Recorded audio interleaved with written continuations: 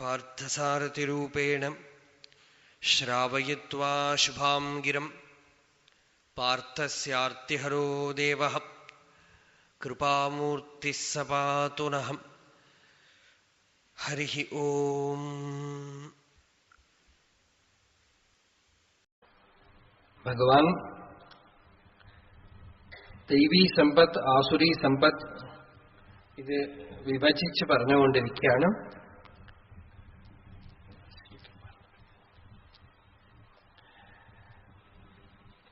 ശുഭാശുഭാഭ്യാം മാർഗാഭ്യാം വഹന്തി വാസനാസരിത് പൗരുഷേണ പ്രയത്നേന യോജനീയാ ശുഭേ പഥി. ചിത്തം ശുഭം അശുഭം എന്നുള്ള രണ്ട് മാർഗത്തിലും സഞ്ചരിച്ചുകൊണ്ടേയിരിക്കും. നമുക്ക് ഈശ്വരൻ ഒരു ശക്തി തന്നിട്ടുണ്ട്. എന്താന്ന് വെച്ചാൽ പൗരുഷം. പൗരുഷം പ്രയത്നിക്കാനുള്ള ശക്തി. ആ പ്രയത്നിക്കാനുള്ള ശക്തി ഉള്ളവരെ ദൈവീ സമ്പത്ത് ആർജിക്കാൻ ശ്രമിച്ചുകൊണ്ടേയിരിക്കണം. പൗരുഷേണ പ്രയത്നേന യോജനീയാ ശുഭേ പഥി. ചിലർ ചോദിക്കാണ്, എല്ലാ ഈശ്വര നിശ്ചയം കൊണ്ട് നടക്കല്ലേ, നമുക്ക് വല്ല പൗരുഷം ഉണ്ടോ എന്നാണ്. ഞാൻ എന്നുള്ളതിന്റെ രണ്ട് വശങ്ങളാണ് പൗരുഷവും വിധിയും. വിധിയുണ്ടോ പൗരുഷമുണ്ടോ, പൗരുഷമുണ്ടോ വിധിയുണ്ട്. ഈ വിധിയും പൗരുഷവും ആർക്കാണെന്ന് ചോദിച്ച് തന്റെ സ്വരൂപത്തിനെ അറിഞ്ഞാൽ വിധിയുമില്ല പൗരുഷവുമില്ല. ഇതിൽ ഏതെങ്കിലും ഒന്ന് മാത്രമായിട്ട് നിൽക്കില്ല. നമ്മുടെ ജീവിതത്തിൽ തന്നെ കാണാം, ചിലര് ഒരു ഘട്ടം വരെ പൗരുഷവാദികളാണ്. ഏകദേശം സാധാരണ പറയാൻ പോയ ഒരു 35 വയസ്സ് വരെ പൗരുഷവാദിയാണ്. അത് കഴിഞ്ഞാൽ പറയും ഒക്കെ വിധിയാണ്, ഒക്കെ വിചാരിച്ച ഈശ്വര നിയതി പോലെ നടക്കുള്ളൂ എന്ന്. ഒരു 30 വയസ്സ് 35 വയസ്സ് വരെ ഞാൻ എല്ലാം ചെയ്യും, സെൽഫ് റിലയൻസ് ആണ്. ഒരു 35-ന് ശേഷം പറയും ഒക്കെ വിധിയാണ്, അതുപോലെ നടക്കുള്ളൂ എന്ന് പറയും. നമ്മൾ എന്തിന് സ്വീകരിക്കുന്നു അപ്പോ അത് നമ്മളിൽ പ്രവർത്തിക്കുന്നത് കാണാം. നമ്മുടെ സ്വരൂപത്തിലോ വിധിയുമില്ല പ്രയത്നവുമില്ല. വിധിയും പ്രയത്നവും ഒക്കെ ഈ അഭിമാനത്തിനാണ്, ജീവാഹന്തയ്ക്കാണ്. സ്വരൂപജ്ഞാനത്തിൽ വിധിയുമില്ല പ്രയത്നവുമില്ല. പക്ഷേ അഭിമാനത്തോടുകൂടി ഇരുന്നും കൊണ്ട് വിധി മാത്രം അല്ലെങ്കിൽ പ്രയത്നം മാത്രം എടുക്കാനേ പറ്റില്ല. അപ്പോ സാധന എന്ന് വരുമ്പോ ലോകത്തിൽ നമ്മൾ പ്രവർത്തിക്കുന്നിടത്തോളം, പണം സമ്പാദിക്കാൻ പ്രവർത്തിക്കുന്നിടത്തോളം, വിഷയങ്ങളെ ആർജിക്കാൻ പ്രവർത്തിക്കുന്നിടത്തോളം, ഭോഗം അനുഭവിക്കാൻ പ്രവർത്തിക്കുന്നിടത്തോളം ഭക്തി സമ്പാദിക്കാനും ജ്ഞാനം സമ്പാദിക്കാനും മനോനിഗ്രഹം ചെയ്യാനും ഒക്കെ പ്രവർത്തിക്കണം.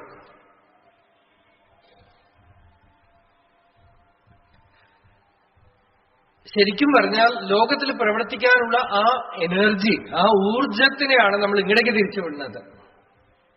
ആ ഊർജം എവിടെയെങ്കിലും എടുത്ത് ചെലവായേ പറ്റൂ. ആ പ്രവർത്തിക്കാനുള്ള ഊർജമാണ് കർത്തൃത്വം. ഒരു വിധത്തിൽ പറഞ്ഞാൽ കർത്തൃത്വമാണ് പൗരുഷം, ഭോക്തൃത്വമാണ് വിധി. അഹങ്കാരത്തിന്റെ തന്നെ രണ്ട് വശമാണ്. കർത്തൃത്വമാണ് പൗരുഷം, ഞാൻ ചെയ്യണമെന്നും ഞാൻ അനുഭവിക്കണു, അതാണ് വിധി. ഇത് രണ്ടും ഒരേ അഭിമാനത്തിന്റെ രണ്ട് വശങ്ങളാണ്. ഞാൻ ചെയ്യണു, ഞാൻ അനുഭവിക്കണം. ഈ ചെയ്യുകയും അനുഭവിക്കുകയും ചെയ്യണ ഈ ഞാൻ ആരാണ് എന്ന് ഈ ഞാൻ എന്നുള്ളതിന്റെ സ്വരൂപത്തിനെ ആരാഞ്ഞു നോക്കുമ്പോ അത് തന്നെ വാസ്തവത്തിൽ ഇല്ലെന്ന് ഉള്ളില് അനന്തമായ സ്വരൂപത്തിൽ അത് മറഞ്ഞു പോവുകയാണെങ്കിൽ രണ്ടുമില്ല, വിധിയുമില്ല പ്രയത്നവുമില്ല. അതാണ് ഭഗവാൻ നമ്മുടെ മഹർഷി സദ്ദർശനത്തിൽ ഒരു മനോഹരമായ ശ്ലോകം. മുട്ടയിൽ നിന്ന് കോഴി വന്നോ, കോഴിയിൽ നിന്ന് മുട്ട വന്നോ എന്ന് ചോദിക്കുന്ന ചോദ്യത്തിനുള്ള ഉത്തരാണ്. ഒരു കീറാമുട്ടയാണെന്ന് വിചാരിക്കും, അത് എളുപ്പത്തിൽ തീർക്കാണ്. വിധേഹേ പ്രയത്നസ്യ കോപി വാദഃ തയോർ ദ്വയോർ മൂലമജാനതാം സ്യാത് വിധേഹേ പ്രയത്നസ്യ മൂലവസ്തു സഞ്ജാനതാം നൈവ വിധി നയത്നഃ. വിധിക്കും പ്രയത്നത്തിനും മൂലം എന്താണെന്ന് ആരാഞ്ഞു നോക്കുമ്പോൾ വിധിയുമില്ല പ്രയത്നവുമില്ല. അപ്പോ നമുക്കിപ്പോ വിഷയം എന്താന്ന് വെച്ചാൽ തപസ്സെന്ന് വെച്ചാൽ തന്നെ പ്രയത്നമാണ്. ആ പ്രയത്നം കൊണ്ട് സമാർജിക്കുന്നത് എന്താ? ദൈവീ സമ്പത്ത്. ആ അഭിമാനത്തിനെ ദൈവീ സമ്പത്തിലേക്ക് തിരിച്ചുവിടാതെ ഇരുന്നാൽ ആസുരി സമ്പത്ത് വരും. ആസുരി സമ്പത്ത് നിങ്ങൾ സമ്പാദിക്കേണ്ട ആവശ്യമില്ല. ദൈവീ സമ്പത്ത് സമ്പാദിക്കുന്നത് നിർത്തിയാൽ ഉള്ളതാണ് ആസുരി സമ്പത്ത്. തത് സ്വാഭാവികം പ്രകൃതി. ആചാര്യസ്വാമി ഭാഷ്യത്തിൽ ഒരിടത്ത് പറയണു, ഒരാളൊരു സംശയം ഉന്നയിക്കുക. ഇതിപ്പോ നമുക്ക് വിഷയമല്ല, എന്നാലും പറയാം. വേദം ആദ്യം ദ്വൈതത്തിനെ, പ്രപഞ്ചം സത്യമാണെന്ന് പറഞ്ഞുകൊടുത്ത് ദ്വൈതത്തിനെ പറഞ്ഞുകൊടുത്തിട്ട് പിന്നീട് അദ്വൈതത്തിനെ ഉപദേശിക്കുന്നു എന്നൊരു പൂർവപക്ഷം. പൂർവപക്ഷം എന്ന് വെച്ചാൽ സംശയം. അതിന് ആചാര്യസ്വാമിയുടെ ഉത്തരാണ്, നിങ്ങൾ പറഞ്ഞത് ശരിയല്ല. കാരണം എന്താന്ന് വെച്ചാൽ ലോകം സത്യമാണെന്നും ദ്വൈതം സത്യമാണെന്നും ഒക്കെ വേദം പറഞ്ഞിട്ട് വേണോ അപ്പൊ നമുക്കറിയാം. ഇതിപ്പോ എല്ലാവർക്കും ജന്മസിദ്ധമായ അജ്ഞാനം കൊണ്ട് തന്നെ അറിയപ്പെടുന്നത് എന്താന്ന് വെച്ചാൽ ദ്വൈതം സത്യമാണെന്നും പ്രപഞ്ചം ഉണ്ടെന്നുമാണ്. ഇത് സത്യമാണെന്നും ഉണ്ടെന്നും പറയാൻ വേദമൊന്നും ആവശ്യമില്ല, ഉപനിഷത്തൊന്നും ആവശ്യമില്ല. നീ കാണുന്നത് സത്യമല്ല, നീ സത്യത്തിനെ ആരായൂ എന്ന് പറഞ്ഞ് സത്യം ബോധിപ്പിക്കാൻ മാത്രമാണ് ശ്രുതി. അതേപോലെ ആസുരി സമ്പത്ത് സമ്പാദിക്കൊന്നും വേണ്ട. നിങ്ങൾ ദൈവീ സമ്പത്ത് സമ്പാദിക്കുന്നത് നിർത്തിയാൽ മതി. നിങ്ങൾ സാധന ചെയ്യുന്നത്, തപസ് ചെയ്യുന്നത്, അനുഷ്ഠാനം ചെയ്യുന്നത്, ഭക്തി സാധനകൾ ചെയ്യുന്നത് നിർത്തിയാൽ ലൗകിക വിഷയങ്ങൾ താനെ വന്നു. നിങ്ങളത് സമ്പാദിക്കൊന്നും വേണ്ട.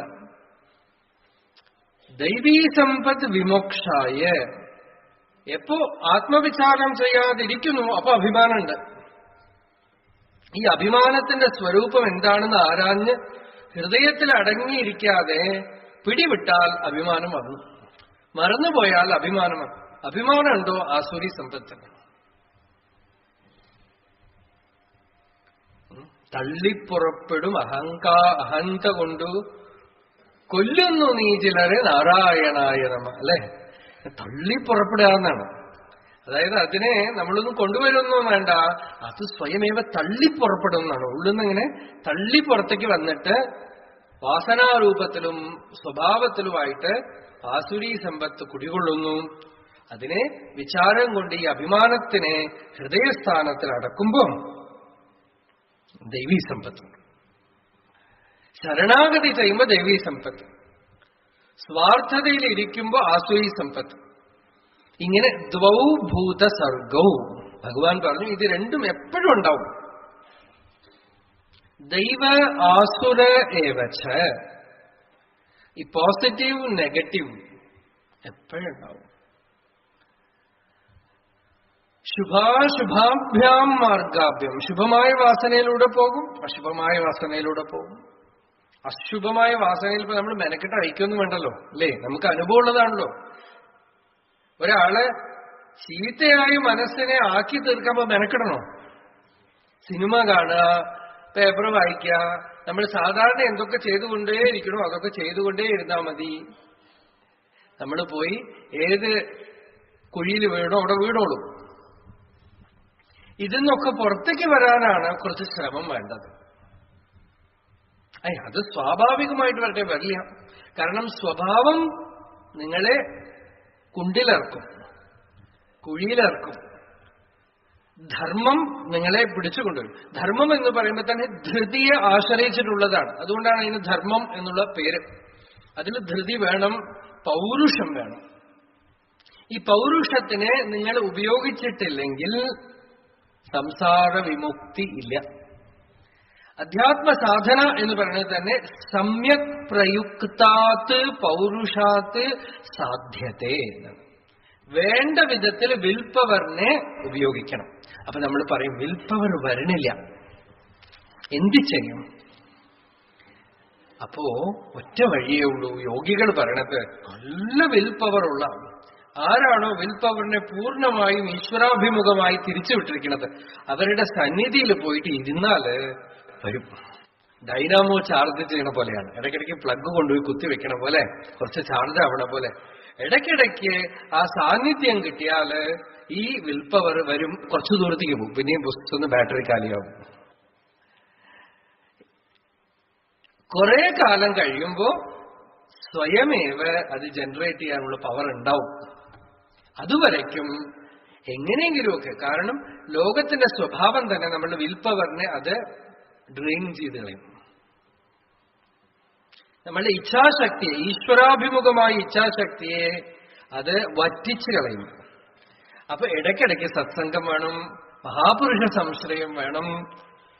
അങ്ങനെയൊക്കെയാണ്. ഇൻഫ്ലുവൻസ് കൊണ്ടാണ് നമ്മൾ ചോട്ടിക്ക് പോണതേ, അതേ ഇൻഫ്ലുവൻസ് കൊണ്ടുവേണം മേലെ വരാൻ. ഭക്തിസൂത്രത്തിൽ നാരദൻ പറഞ്ഞു, ഈ ഭക്തി എങ്ങനെ വരും ചോദിക്കാം. അപ്പൊ നാരദൻ പറയാണ്, അത് പൊതുവെ വരണത് ഭഗവത് കൃപാലേശാദ്വാ. ഭഗവത് കൃപാലേശം കൊണ്ട് കിട്ടിയാലേ വരും. മുഖ്യതസ്തു മഹത് കൃപയിൽ. മുഖ്യമായ ഹേതു മഹാപുരുഷന്മാരുടെ, ഭാഗവതന്മാരുടെ കൃപ, അവരുടെ സാന്നിധ്യം കൊണ്ടുവേണം ഈ ഭക്തി വരാൻ എന്ന് നാരദൻ വിധിച്ചു. അപ്പോ അങ്ങനെ പതുക്കെ ഈ പൗരുഷത്തിനെ ദൈവീ സമ്പത്ത് സമ്പാദിക്കുന്നതിൽ ഉപയോഗപ്പെടുത്തിയാല് പതുക്കെ ആസുരഭാവം വിട്ടുപോകും. പ്രഹ്ലാദൻ ഹിരണ്യകശിപുവിനോട് പറയണത് ഇതാണ്, പുറത്ത് ആരും ശത്രുക്കളൊന്നുമില്ല അച്ഛ, ആസുരം ഭാവം ഉന്മുച്ച്യ. ഈ ആസുരം ഭാവത്തിനെ വിട്ടിട്ട് ശാന്തമായിട്ട് ഇരിക്കൂ എന്താണ് ഉപദേശിക്കുന്നത്. അപ്പോ ഈ ആസുരഭാവം പൗരുഷം കൊണ്ട് നീക്കണം. ആട്ടെ, ഈ ആസുരഭാവം എന്താണ് നോക്കൂ. പ്രവൃത്തിം ച നിവൃത്തിം ച ജനാന വിദുരാസുരാഃ ന ശൗചം നാപി ചാചാരോ ന സത്യം തേഷു വിദ്യത്തെ അസത്യമപ്രതിഷ്ഠം തേ ജഗദാഹുരനീശ്വരം അപരസ്പരസംഭൂതം കിമന്യത്കാമഹൈതുകം. പ്രവൃത്തിം ച നിവൃത്തിം ച ആസുരാഃ ജനാഃ ന വിദുഃ. പ്രവൃത്തിധർമ്മം എന്താണ്, നിവൃത്തിധർമ്മം എന്താണ് എന്നൊന്നും ഈ അസുരന്മാർക്ക് അറിയില്ല. അസുരന്മാരുടെ ശാസ്ത്രം എന്താണെന്ന് വെച്ചാൽ തോന്നിയ പോലെ ഇരിക്കുകയാണ്. അവർ പറയും നാച്ചുറൽ ലൈഫ്. തോന്നുക എങ്ങനെയാന്ന് വെച്ചാൽ അങ്ങനെ ഇരിക്കാം. ഒരു ശാസ്ത്രവും നമുക്ക് പ്രമാണമല്ല, ഒന്നും നമ്മളെ ശാസിക്കാൻ വയ്യ. നേച്ചർ പറയണ പോലെ, നമ്മൾ ആദ്യമേ പറഞ്ഞല്ലോ, നേച്ചർ, പ്രകൃതി എന്ന് പറയണത് മൃഗങ്ങളെ പരിപൂർണമായി നിയന്ത്രണം ചെയ്ത് ധർമ്മത്തിന്റെ വരമ്പിന്റെ ഉള്ളിൽ വയ്ക്കുന്ന ഒരു ഫോഴ്സാണ്. നേച്ചർ മനുഷ്യനിൽ പ്രവർത്തിക്കില്ല. അതേ നേച്ചർ മനുഷ്യനിൽ വരുമ്പോ മനസ്സായിട്ട് മാറണം. അവിടെ നാച്ചുറലായിട്ട് നമുക്ക് ഇരിക്കാൻ പറ്റില്ല. മനുഷ്യനായിട്ട് നാച്ചുറലായിട്ട് ഇരിക്കുന്ന ആളാണ് അസുരൻ. മനസ്സ് പറയണ രീതിയിലിരിക്കാം. മനസ്സ് എന്താ പറയണമെന്ന് വെച്ചാൽ ഞാൻ അതുപോലെയൊക്കെ ചെയ്യും, ഇഷ്ടം പോലെ ഇരിക്കാം. ആളുകൾ പറയണത് അതാണ് ഫ്രീഡം. മനസ്സ് ബുദ്ധി കൊണ്ട് നിയമനം ചെയ്യപ്പെടേണ്ടതാണ്. Further evolution ആന്തരികമാണ്. മനസ്സിന്റെ അപ്പുറത്തേക്ക് പോയേ പറ്റുള്ളൂ, വരെ വഴിയില്ല. അതുകൊണ്ട് അവിടെ ഇന്റലിജൻസ്, ശുദ്ധബുദ്ധി മനസ്സിനെ നിയമനം ചെയ്ത്, സംയമനം ചെയ്ത് നമ്മളെ അങ്ങോട്ടേക്ക് കടത്തിവിടണം. ആ കടത്തിവിടാനുള്ള രണ്ട് വഴികളാണ് പറഞ്ഞത്, പ്രവൃത്തി, നിവൃത്തി. ഒന്ന് കുറച്ച് മന്ദമായിട്ടുള്ള മാർഗമാണ്, എല്ലാവർക്കും ഉള്ള വഴി, പ്രവൃത്തി മാർഗം. നിങ്ങൾ പ്രവൃത്തി ചെയ്തോളാം, ഭഗവത് അർപ്പണമായിട്ട് പ്രവൃത്തി ചെയ്തോളാം, നിഷ്കാമ്യമായിട്ട് പ്രവൃത്തി ചെയ്തോളാം. ഗൃഹസ്ഥനായിട്ട് ഇരുന്നു കൊണ്ട് സ്വധർമ്മമൊക്കെ അനുഷ്ഠിച്ചുകൊണ്ട് ഭക്തി ചെയ്തുകൊണ്ടിരിക്കുക. പതുക്കെ പതുക്കെ ചിത്തം ശുദ്ധമായി, ഇന്ദ്രിയ നിഗ്രഹം ഉണ്ടായി, മനോനിഗ്രഹം ഉണ്ടായി പുറത്തേക്ക് പോകാനുള്ള വഴിയാണ് പ്രവൃത്തിധർമ്മം. നിവൃത്തിധർമ്മമോ സർവത നിരങ്കുശസ്ഥിതി, ഒന്നും പിടിച്ചു അവിടെയാണ് സ്വാതന്ത്ര്യം. You are absolutely free. ആ ഫ്രീഡം എവിടുന്ന് വരുന്നു? ആത്മജ്ഞാനം കൊണ്ട് ഞാൻ ശരീരമല്ല, ഞാൻ ബ്രഹ്മമാണെന്നുള്ള അനുഭവം കൊണ്ടുവരുന്ന സ്വാനുഭൂതി. അവിടെ ഇന്ദ്രിയം മനസ്സ് ഒന്നിനും അടിമപ്പെടാതെ സ്വതന്ത്രനായ സന്യാസിയുടെ മാർഗമാണ് നിവൃത്തിധർമ്മം. ഈ രണ്ടും അലങ്കോലാവുമ്പോ, ഈ രണ്ടും നിലകൊലഞ്ഞു പോകുമ്പോ, താറുമാറാവുമ്പോ, രണ്ടിനും ഒരു നിയമമില്ലാതായിട്ട് തീരുമ്പോ, ഗൃഹസ്ഥധർമ്മത്തിനും നിയമമില്ല, സന്യാസത്തിനും നിയമമില്ല എന്നുള്ളതാവുമ്പോ ആസുരാഹ എന്നുള്ള ഭഗവാൻ. ഇതിനിപ്പോ പഠിക്കേ വേണ്ട നമ്മള്, അല്ലേ? ഏതൊന്നും പഠിക്കുന്നു, അങ്ങനെ നോക്കിയാൽ മതി. ഒന്നിനും ഒരു ശാസിക്കാൻ ഒരു നിയമമില്ല. എല്ലാം ഒരു വേഷം കെട്ടു മാത്രമായിട്ട് മാറുമ്പോ ഭഗവാൻ പറഞ്ഞു ആസുരാഹ പ്രവൃത്തിം ച നിവൃത്തിം ച ജനാ ന വിദുഹു ആസുരാഹ ന ശൗചം നാപി ച ആചാരോ ന സത്യം തേഷു വിദ്യത്തെ. അവർക്ക് ശൗചമില്ല, ശുചിത്വമില്ല. ഇതൊക്കെ ഇന്നലെ നമ്മൾ പറഞ്ഞു കഴിഞ്ഞതാണ്. ഞാനും പറയുന്നു, ആചാരവുമില്ല, വേദവിഹിതമായ ധർമ്മം ഒന്നുമില്ല. ന സത്യം തേഷു വിദ്യത്തെ, അവർക്ക് സത്യത്തിനോട് വിലയുമില്ല. ഈ ജഗത്ത് തന്നെ വെറും മെറ്റീരിയലാണ് എന്ന് പറയുന്നു, ഭൗതികമാണ്. അസത്യം അപ്രതിഷ്ഠം തേ ജഗദാഹുഹു അനീശ്വരം. ഈശ്വരനെ ആര് കണ്ടിരിക്കണം? ഈ സൃഷ്ടിക്കിപ്പോ എന്തിനാ പോലെ ഈശ്വരൻ? ഇതെങ്ങനെ ജഡമായ പ്രകൃതി വെറും മാറ്റർ സ്വയമേവ ഉണ്ടായി. മാറ്റർ സ്വയമേവ ഉണ്ടായി എന്ന് പറയണ നീ ആരാ? ഞാനൊരു ഇന്റലിജൻസ് ആണ്. സൃഷ്ടിയിലുള്ള ഒരു ചെറിയ ഒന്നുമല്ലാത്ത ഒരു മനുഷ്യന് ഇത്ര ഇന്റലിജൻസ് ഉണ്ടെങ്കിൽ ഈ സൃഷ്ടിയുടെ മൂലവസ്തുവിൽ എത്ര ഇന്റലിജൻസ് ഉണ്ടാവണം, അല്ലേ? ഇത് ഊഹിക്കാൻ ഇത്തിരി ലോജിക്ക് മതി. സൃഷ്ടിക്കപ്പെട്ടിട്ട് വരുന്ന ഒരാള്, ശങ്കരാചാര്യസ്വാമി സൂത്രഭാഷ്യത്തിൽ പറയുന്നത് അതാണ്. ഒരു പതഞ്ജലി, ഒരു പാണിനി, ഒരു വ്യാസൻ, ഇവരിലൊക്കെ സർവജ്ഞത്വത്തിന്റെ പ്രഭാവം കാണുമ്പോ ഇവരൊക്കെ തന്നെ ഏതൊരു മൂലത്തിൽ നിന്നും ഉദ്ഭവിച്ചോ ആ മൂലത്തിലെ നിശ്ചയം നിരതിശയം സർവജ്ഞത്വം. ആ നിരതിശയമായ സർവജ്ഞത്വത്തിന്റെ ഉറവിടം, ആ മൂലസ്ഥാനത്തിനാണ് ഈശ്വരൻ എന്ന് പറയണത്. ആ ഈശ്വരനെ അസ്യ മഹതോ ഭൂതസ്യ നിശ്വസിതമേത ദൃഗ്വേദോ യജുർവേദ സാമവേദോ അഥർവവേദ എന്ന് ശ്രുതി ഉപനിഷത്ത് പറയണു. ഈ വേദം എന്ന് പറയുന്നത് എന്താന്ന് വെച്ചാൽ അസ്യ മഹതോ ഭൂതസ്യ നിശ്വസിതമേത ദൃഗ്വേദ യജുർവേദ സാമവേദ അഥർവവേദ.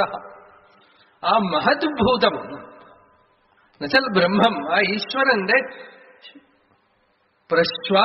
ശ്വാസമാണത്ര ഈ വേദം എന്ന് പറയണത്. അവന്റെ ശ്വാസമാണ് വേദം. അത്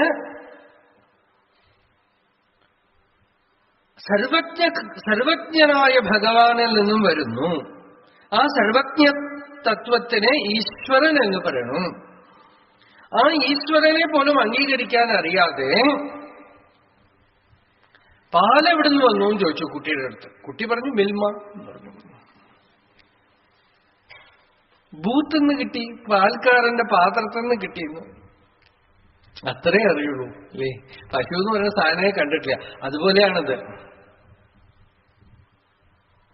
പച്ചക്കറി എവിടുന്ന് കിട്ടുന്നു നമുക്ക് കുട്ടിയുടെ അടുത്ത് ചോദിച്ചാൽ ഫ്രിഡ്ജ്.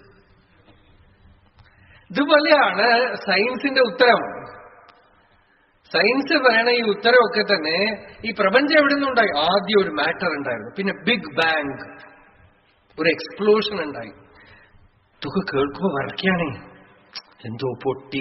നമുക്ക് ഈ പൊട്ടുക തെറിക്കുക പ്രത്യേകിച്ച് മലയാളികൾക്ക് ഇഷ്ടമുള്ള കാര്യമാണ്. എന്തോ പൊട്ടി അതിൻ്റെ ഉള്ളിൽ നിന്ന് പുറത്തു വന്നു. Big bang theory. ശ്രുതി തന്നെ പറഞ്ഞു, ആർക്കറിയാം. നാ സദാസീന്നോ സദാസീ തദാനീ. വേദം പറഞ്ഞു അവിടെ സത്തില്ല, സത്തില്ല. കിമാസീത്, അവിടെ എന്തുണ്ടായിരുന്നു? ഗഹനം ഗഭീരം. തമ ആസീത് തമസാഗൂഢവഗ്രേ പ്രകേതം. ഇരുട്ടിന്റെ മേലെ പെരണ്ട് കിടന്നു. ഈ സൃഷ്ടി എവിടുന്ന് വന്നു? കുത ആയാത കുത ഇയം വിസൃഷ്ടി കഹാ ഇഹ പ്രവോചത്. ആര് പറഞ്ഞു ഈ സൃഷ്ടിയുടെ രഹസ്യം? കോ അദ്ധാ വേദ, ഇതാര് മനസ്സിലാക്കി? യഹ അസ്യ അധ്യക്ഷ പരമേ വ്യോമൻ. ആ പരമേശ്വരൻ സോങ്കവേദ യതിവാനവേദ. അവനറിയുമായിരിക്കും,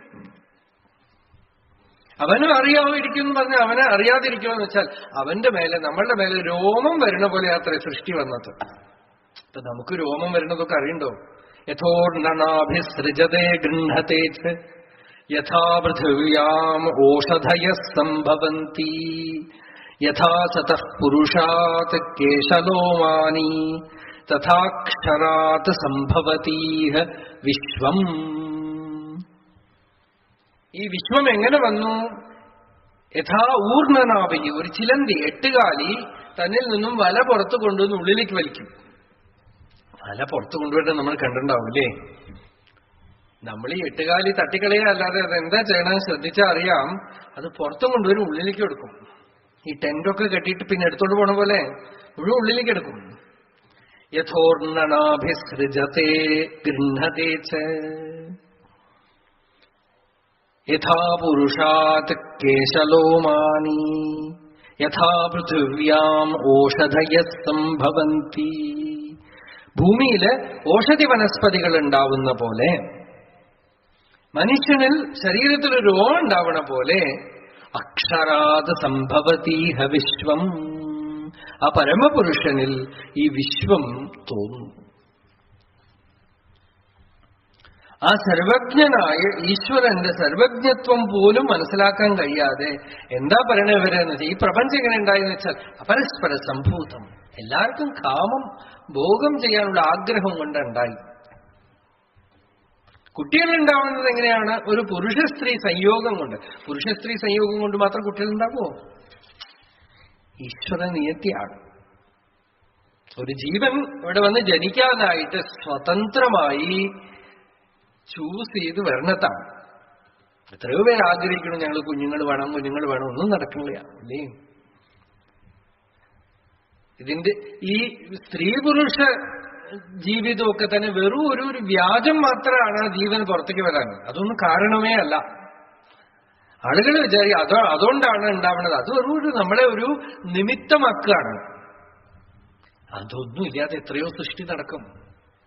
സദ്യോ സൃഷ്ടികൾ എത്രയുണ്ട്. മഴ പെയ്ത് ഇടി വെട്ടിക്കഴിഞ്ഞാൽ എത്ര ഓഷധികളാ വരണം.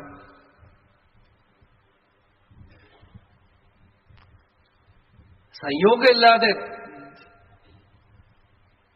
അപൗരുഷേയമായിട്ടുള്ള ജന്മങ്ങളൊക്കെ ഉണ്ട്. ഇതൊക്കെ മായ നമ്മളെങ്ങനെ പറ്റിക്കുകയാണ്. ഒരു കാരണകാര്യങ്ങൾ തന്നിട്ട് നമ്മൾ അതിൽ പെട്ടിട്ട് ഇതുണ്ടായി ഇതുണ്ടായി എന്നൊക്കെ പറഞ്ഞ് വിശ്വസിച്ച് കുട്ടികള് കളിപ്പാട്ടം വെച്ച് കളിക്കണ പോലെ പറ്റിക്കപ്പെടാണ്. ഇതുകൊണ്ടാണ് പ്രപഞ്ചം നടക്കുന്നത്, നമ്മളുടെ സുഖത്തിന് ഭോഗത്തിന് എന്ന് കരുതി ഭ്രമിച്ചു നിൽക്കുന്നു. ഈ ലോകായതികന്മാർ നമ്മളെ ഡീമിസ്റ്റിഫൈ ചെയ്ത് ഒക്കെ മാറ്റർ ആണെന്ന് പഠിപ്പിക്കുന്ന ആളുകളെയാണ് ലോകായതികന്മാര് എന്ന് പറഞ്ഞത്. അവര് ഒരു വലിയ ഒരു ഹാനി വരുത്താണ് നമുക്ക്. ആ ഹാനി എന്ത് ചെയ്യണമെന്ന് വെച്ചാൽ നമ്മളുടെ ഉള്ളിൽ ഏറ്റവും വലിയ ഒരു പവർ ഉണ്ട്, ഒരു ശക്തിയുണ്ട്. എന്താ ശക്തി എന്ന് വെച്ചാൽ സ്വപ്നം കാണാനുള്ള ശക്തി. ആ സ്വപ്നം കാണാനുള്ള ശക്തി ആണ് അവസാനം ജീവനെ പരമേശ്വരനാക്കി മാറ്റണത്. അത് മുഴുവനും ഡീമിസ്റ്റിഫൈ ചെയ്ത് കളയും. അല്ലേ?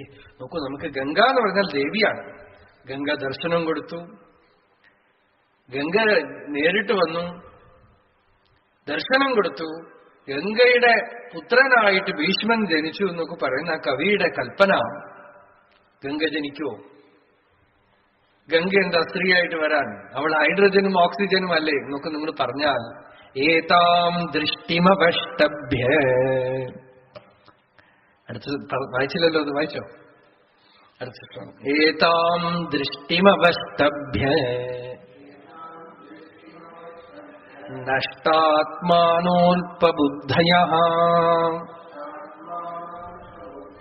പ്രഭവന്തി ഉഗ്രകർമാണഃ ക്ഷയായ ജഗതോ ഹിതാഃ. ഏതാം ദൃഷ്ടിം അവഷ്ടഭ്യ.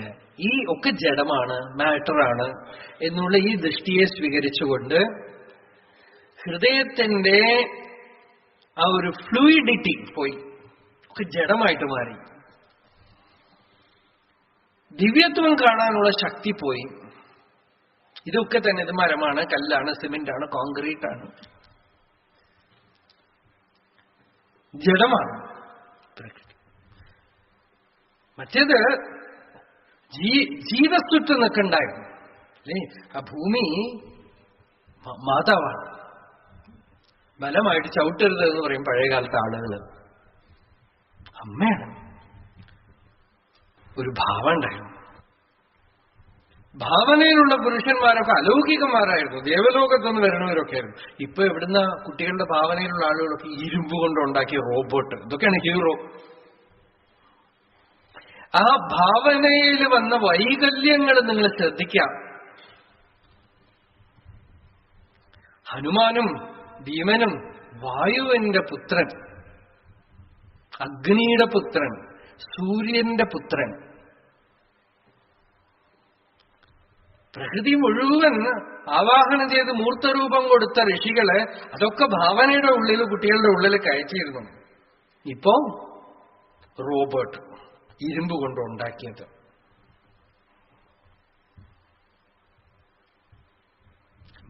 ഭയങ്കരമായ രൂപങ്ങൾ. ചില കുട്ടികൾ ടീഷർട്ട് ഇട്ടിട്ട് വരുന്നതൊക്കെ കണ്ടാൽ നമുക്ക് പേടിക്കും. രൂപം, ഭാവനയിലുള്ള വൈകല്യങ്ങൾ. നഷ്ടാത്മാന. ഇങ്ങനെ ഭാവനയില് വൈകല്യം വന്നു കഴിഞ്ഞാൽ, ഭാവനയില് ബോംബ്, തോക്ക്, ഇങ്ങനത്തെ ഒക്കെ ഉള്ളിൽ കയറി കഴിഞ്ഞാൽ പ്രഭവന്തി ഉഗ്രകർമാണ ക്ഷയായ ജഗത. ജഗത്തിനെ മുഴുവൻ നശിപ്പിക്കാനായിട്ട്, ഉഗ്രകർമ്മം ചെയ്യാനായിട്ടുള്ള കാര്യങ്ങൾക്കൊക്കെ അവർ പുറപ്പെടും. ഭാവനാമണ്ഡലത്തില് വൈകല്യം ഉള്ളിൽ കയറിക്കഴിഞ്ഞാൽ അധികം വൈകാതെ ആ വൈകല്യം സ്ഥൂല രൂപത്തിൽ പുറത്തു വരും. ഇപ്പൊ ടിവിയിലൂടെയും സിനിമയിലൂടെയും ഉള്ളിൽ കയറുന്നത് കുറച്ചു കഴിഞ്ഞാൽ പുറത്ത് ആവിർഭവിക്കും.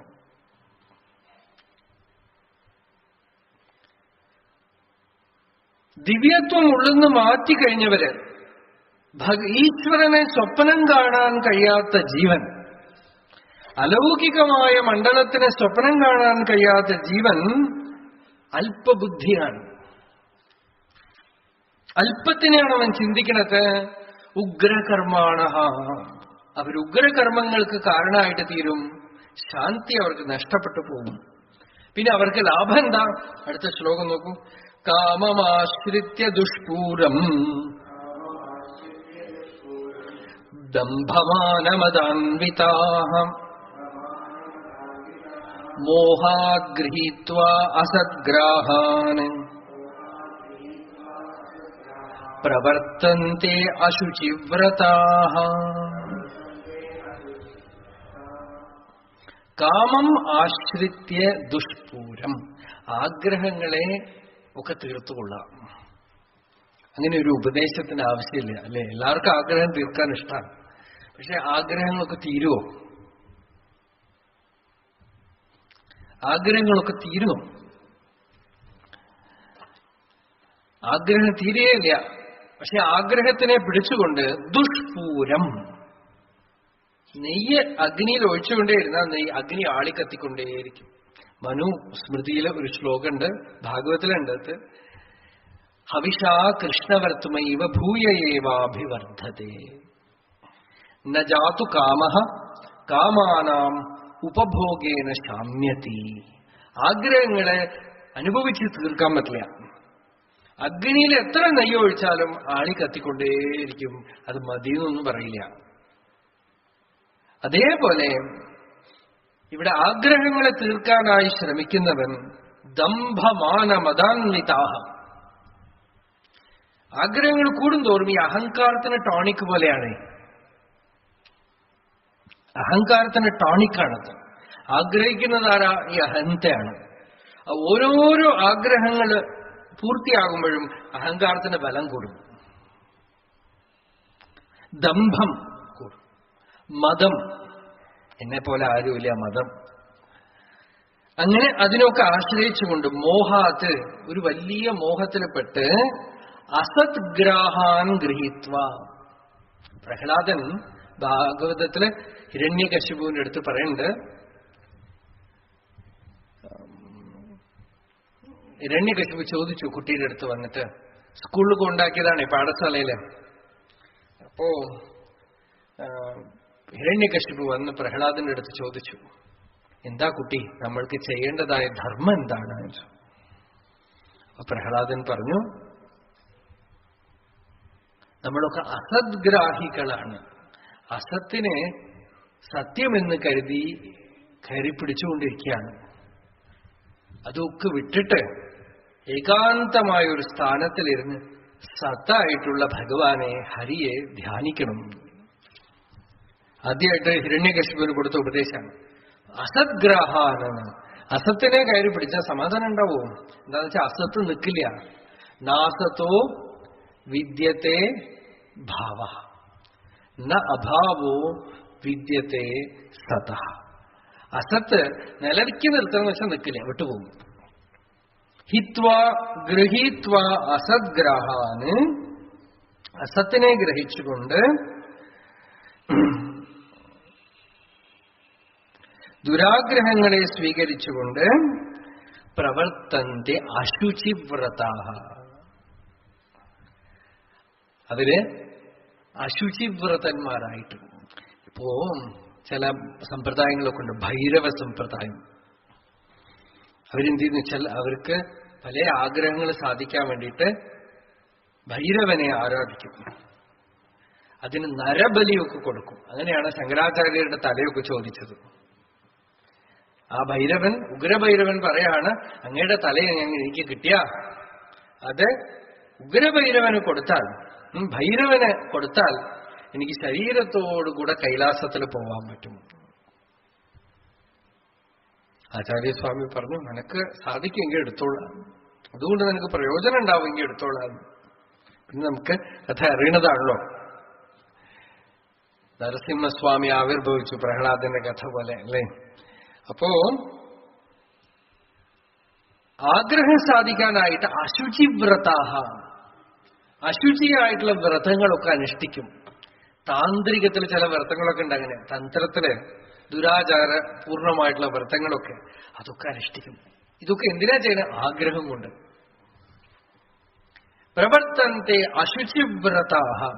ഇനിയിപ്പോ നമ്മളെ തന്നെ പറയുകയാണെങ്കിലും നമ്മളുടെ ആഗ്രഹം സാധിക്കാൻ വേണ്ടി പിതൃപൈതാഹമായിട്ട് കിട്ടിയിട്ടുള്ള നമ്മളുടെ ആചാരങ്ങളും ഒക്കെ വിട്ടിട്ട് എവിടെയെങ്കിലുമൊക്കെ പോയി എന്തെങ്കിലുമൊക്കെ തിന്നിട്ട് ജീവിക്കാം.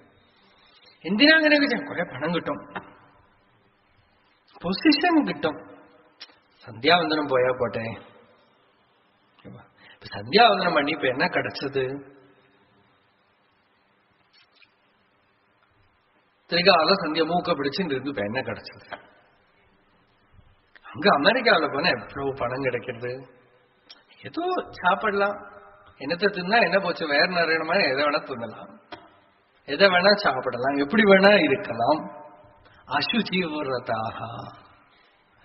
എത്രയോ 1000 വർഷങ്ങളായി വിച്ഛിത്തി കൂടാതെ കൊണ്ടുവന്ന സംസ്കാരങ്ങളൊക്കെ തന്നെ ഒരു ക്ഷണത്തിൽ പോയി. എന്നിട്ട് അവിടെ നിന്ന് ഇങ്ങോട്ട് വരും ഗംഭീരായിട്ട്. ദംഭമാനമതാന്വിതാഹ. എന്നിട്ട് ഇവിടെ വന്നിട്ട് കുറെ അമ്പലങ്ങളിലേക്കൊക്കെ കൊടുക്കാം. അതുകൊണ്ടൊന്നും കാര്യമില്ല. ഇതൊക്കെ അമ്പലങ്ങളൊക്കെ പുഷ്ടിപ്പെടും, ആശ്രമങ്ങൾക്കൊക്കെ ധാരാളം ധനം കിട്ടും. പക്ഷെ നിങ്ങളുടെ അനുഷ്ഠാനം വിട്ടാൽ, നിങ്ങളുടെ ശുചിവ്രതം പോയാൽ, നിങ്ങളുടെ സംസ്കാരം നഷ്ടപ്പെട്ടാൽ പണം കൊടുക്കുന്നത് കൊണ്ടൊന്നും കാര്യമില്ല. ആ പണം എവിടെയൊക്കെ ചെല്ലണോ അവിടെയൊക്കെ ദൂഷ്യം ചെയ്യും.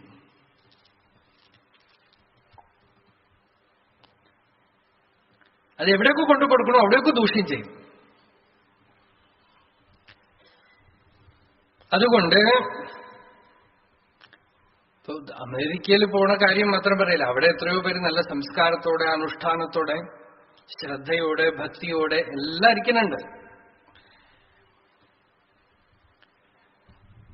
ദംഭമാനമതാന്വിതാഹ. അത് എവിടെയാണെങ്കിലും ശരി, എവിടെയാണെങ്കിലും ശരി, അശുചിവ്രത. അവരവരുടെ ആചാരം പോയാൽ പിന്നെ തിരിച്ചെടുക്കുക വളരെ ബുദ്ധിമുട്ടാണ്. അവരവരുടെ അനുഷ്ഠാനം പോയാൽ തിരിച്ചെടുക്കുക വളരെ ബുദ്ധിമുട്ടാണ്. ദൈവീ സമ്പത്തിനെ നേടിയെടുക്കുന്നത് വളരെ വിഷമാണ്, നഷ്ടപ്പെടുത്തുന്നത് വളരെ എളുപ്പമാണ്. ഒരു പന്ത് മേലെ കൊണ്ടുപോകുന്നതാണ് ബുദ്ധിമുട്ട്. അവിടെ ഇട്ടാ ചോട്ടിക്ക് പോയിക്കോളും. ചോട്ടിൽ കൊണ്ടുപോകൊന്നും വേണ്ട, തനിയെ പോയിക്കോളും. അതുകൊണ്ട് പതുക്കെ പതുക്കെ പതുക്കെ ശനൈഹി ശനൈഹി ഉപരമേത് ബുദ്ധ്യാധതി ഗൃഹീതയാ. ഭഗവാൻ പറഞ്ഞു പതുക്കെ പതുക്കെ പതുക്കെ ദൈവീ സമ്പത്ത് സമ്പാദിച്ച്, സംയമം സമ്പാദിച്ച്, അനുഷ്ഠാനങ്ങളൊക്കെ നേടിയെടുത്ത് ഭഗവൻ നാമ ജപം ചെയ്യാന്ന് വെച്ചാൽ ഇത്ര 1000 ജപിക്കുന്ന വെച്ചാൽ ജപിക്കും. ഇത്ര നേരം ധ്യാനം ചെയ്യുന്ന വെച്ചാൽ ധ്യാനം ചെയ്യും. ഇന്ന ആഹാരമേ കഴിക്കുള്ളൂ എന്ന് വെച്ചാൽ അതേ കഴിക്കുള്ളൂ. നുണ പറയില്ല എന്ന് വെച്ചാൽ പറയില്ല. അതുകൊണ്ട് എന്ത് നഷ്ടം വേണമെങ്കിൽ വന്നോട്ടെ. അങ്ങനെ ഒരു സംസ്കാരം നമ്മളുടെ ഉള്ളില് ഉണ്ടായിട്ടില്ലെങ്കിൽ ഗീതയും ഒന്നും കാണാപാഠം പഠിച്ചിട്ടൊന്നും കാര്യമില്ല. ഇങ്ങനെ ആഗ്രഹം ഉള്ളിൽ നിറഞ്ഞു കഴിഞ്ഞാൽ അടുത്ത സ്റ്റെപ്പ് എന്താന്ന് വെച്ചാൽ ചിന്തയ്ക്ക് ഒരു കടിഞ്ഞാണേ ഉണ്ടാവില്ല. അജ്ഞാനത്തിന്റെ ഇഫക്റ്റ് എന്താണ്? ഡിസയർ, ആഗ്രഹം. ആഗ്രഹത്തിന്റെ അടുത്ത പടി എന്താണ്? ഭാവന. എന്ത് ആഗ്രഹമുണ്ടോ അതിനനുസരിച്ച് മനസ്സിനിങ്ങനെ അലതല്ലും. ഇത് കിട്ടണം, ഇത് കിട്ടണം, ഇത് കിട്ടണം. ഇനിയിപ്പോ ഭഗവാൻ ചിത്രീകരിച്ചുകൊണ്ട് പോകാൻ പോണം നമ്മളുടെ മുമ്പില്. അജ്ഞാനത്തിന്റെ ഇഫക്റ്റാണ് ആഗ്രഹം, അവിദ്യ, കാമം, കർമ്മം. Ignorance, desire, action, execution. ആദ്യത്തെ പടി ഇഗ്നറൻസ് ആണ്, അജ്ഞാനം. നമ്മുടെ സ്വരൂപം എന്താണെന്ന് നമ്മൾ അറിഞ്ഞില്ല, നമ്മുടെ ലക്ഷ്യം എന്താണെന്ന് നമ്മൾ അറിഞ്ഞില്ല, അഥവാ ഇങ്ങനെ ഒരു ലക്ഷ്യമുണ്ടെന്ന് പോലും അറിഞ്ഞില്ല. അധികം പേരുടെ സ്ഥിതി അതാണ്. ഈശ്വരജ്ഞാനമോ ഭഗവത് ഭക്തിയോ സാക്ഷാത്കാരമോ ഒക്കെ തന്നെ ഒരു എന്റർടൈൻമെന്റ് ആണ്. ചില ആളുകൾ ഈ ഗീത പറയണതൊക്കെ ഒരു പാട്ട് കച്ചേരി പോലെ ഒരു സംഭവമാണെന്നാണ് വിചാരിച്ചിട്ടുള്ളത്. ചിലർക്ക് വന്ന് പറയും വളരെ കേമായിട്ടോ എന്ന് പറയും. ചിലപ്പോ തോന്നും അന്ന് നിർത്തിക്കളയാന്ന് തോന്നുന്നു. അവര് നമ്മൾക്ക് സർട്ടിഫിക്കറ്റ് തരാനും നമ്മൾക്ക് പാട്ട് ആസ്വദിച്ച് ഒരു ആസ്വാദനം പോലെയാണ് കണക്കാക്കണത്. ഋഷികള് ഇതൊക്കെ എഴുതി വെച്ചത് നമ്മൾക്ക് എന്റർടൈൻമെന്റിന് വേണ്ടിയിട്ടൊന്നുള്ള കാര്യമൊന്നുമല്ല. അപാര കരുണ കൊണ്ട് ഈ ബ്രഹ്മവിദ്യയെ നമുക്ക് തന്നു. ആചാര്യസ്വാമി ഒരിടത്ത് പറയുന്നു, ഗുരു ശിഷ്യനെ ഉപദേശിക്കുമ്പോ പറയണു, എന്നോട് മിണ്ടണമെന്ന് എനിക്ക് ആഗ്രഹമില്ല, പക്ഷെ ഉള്ളിൽ എന്തോ ഒരു കരുണ വന്ന് പറയിപ്പിക്കണമെന്നാണ്. ഗൂഢം ഗൂഢമഗൗഗ ദുഷ്ടകുധിയാം സ്പഷ്ടം സുധീശാലിനം സ്വാന്തേ സമ്യഗിഹാനുഭൂതമപി സച്ഛിഷ്യാവബോധായ തത് സത്യം സംസ്മൃതവാൻ സമസ്ത ജഗതാം നൈജം നിജാലോകനാഥ് സത്താചിത് സുഖരൂപമസ്തി സതതം നാഹം നചത്വം മൃഷാനേദം വാപി ജഗത് പ്രദൃഷ്ടമഖിലം നാസ്തീതി ജാനീഹി ഭോഃ യത് പ്രോക്തം കരുണാവശാത് ത്വയി മയാ തത് സത്യം ഏതത് സ്ഫുടം ശ്രദ്ധസ്വാനഘ ശുദ്ധബുദ്ധിരസി ചേത് മാത്രാസ്തു തേ സംശയഃ. കുട്ടി, തനിക്ക് സംശയം വരാതിരിക്കട്ടെ. യത് പ്രോക്തം കരുണാവശാത്ത് എന്നാണ്. കരുണ ഒരു വ്യക്തിയുടെ അല്ല, ഈശ്വരന്റെ കരുണ എന്നെ കൊണ്ട് പറയിപ്പിക്കണമെന്നാണ്.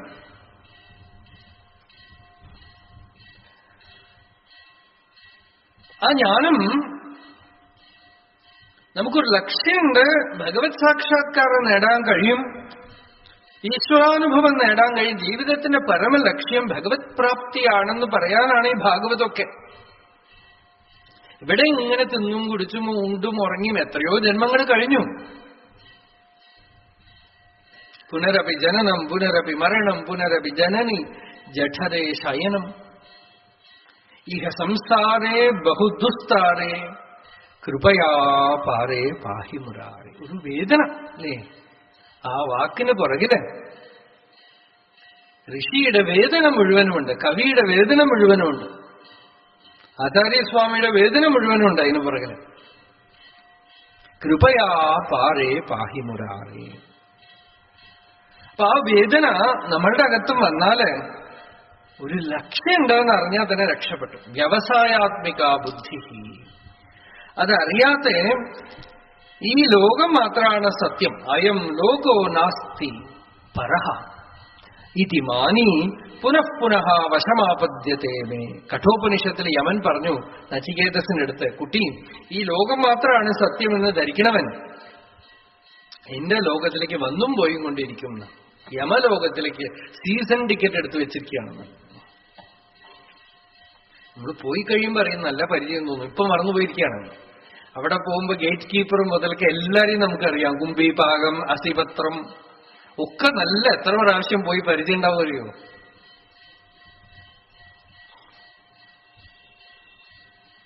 ചിലർക്കത് നല്ല പരിചയം ഉണ്ടാവും. അതുകൊണ്ട് അടുത്ത ശ്ലോകം ഭഗവാൻ പറയണം നോക്ക. ചിന്താം അപരിമേയാം ച പ്രളയാന്താമുപശ്രിതാഃ കാമോപഭോഗപരമാഃ ഏതാവദിതി നിശ്ചിതാഃ ആശാപാശശതൈർബദ്ധാഃ കാമക്രോധപരായണാഃ ഈഹന്തെ കാമഭോഗാർത്ഥം അന്യായേനാർത്ഥസഞ്ചയാൻ അപരിമേയാം പ്രളയാന്താം ചിന്താം ഉപാശ്രിതാഃ. ഇങ്ങനെയുള്ളവരുടെ ലക്ഷണം ഭഗവാൻ പറയാണ്. അവരുടെ ചിന്ത ഉണ്ടല്ലോ, ആ ചിന്തയ്ക്ക് അളവൊന്നുമില്ല. ഈ ചിന്ത എന്നുള്ള വാക്കിനും ചിന്തയ്ക്കും തമ്മിൽ വലിയ വ്യത്യാസമൊന്നുമില്ല എന്നാണ്. ബിന്ദു മാത്രം വിശേഷണം. ചിം ചിലപ്പോ പ്രിന്റിംഗ് മിസ്റ്റേക്കിലേ അല്ലേ ഇന്നത് പോയാലേ ചിലപ്പോ പ്രിന്റേഴ്സ് ഡബൽ എന്ന് പറയും. ചിലതൊക്കെ പ്രിന്റ് ചെയ്ത് വരുമ്പോ ആസ്തികം നാസ്തികമാവും, ചിന്ത ചിതയാവും. അപ്പൊ ചിന്താം അപരിമേയാം ച. അപ്പൊ ചിന്തയില് ചിതയ്ക്കും ഒരു ബിന്ദു മാത്രം വിശേഷണം. ചിതാദഹതി മൃതം ദേഹം. ചിതയുണ്ടല്ലോ മരിച്ചുപോയ ശരീരത്തിനെ എരിച്ചു കളയും. ചിന്താദഹതി ജീവിതം. ചിന്ത ജീവിച്ചിരിക്കുമ്പോ എരിച്ചുകൊണ്ടേയിരിക്കും, കത്തിച്ചുകൊണ്ടേയിരിക്കും, വിഷമിപ്പിച്ചുകൊണ്ടേയിരിക്കും. എവിടുന്നാ വരണമെന്നറിയില്ല അല്ലേ. ഈ ചില മഴ പെയ്യുമ്പോ പാറ്റ വരണ പോലെ എങ്ങനെ വന്നുകൊണ്ടേയിരിക്കും. അത് എപ്പം നിൽക്കും? പ്രളയാന്താം. ഭഗവാൻ പറഞ്ഞു പ്രളയം വരയ്ക്കും. Continuous production of thoughts.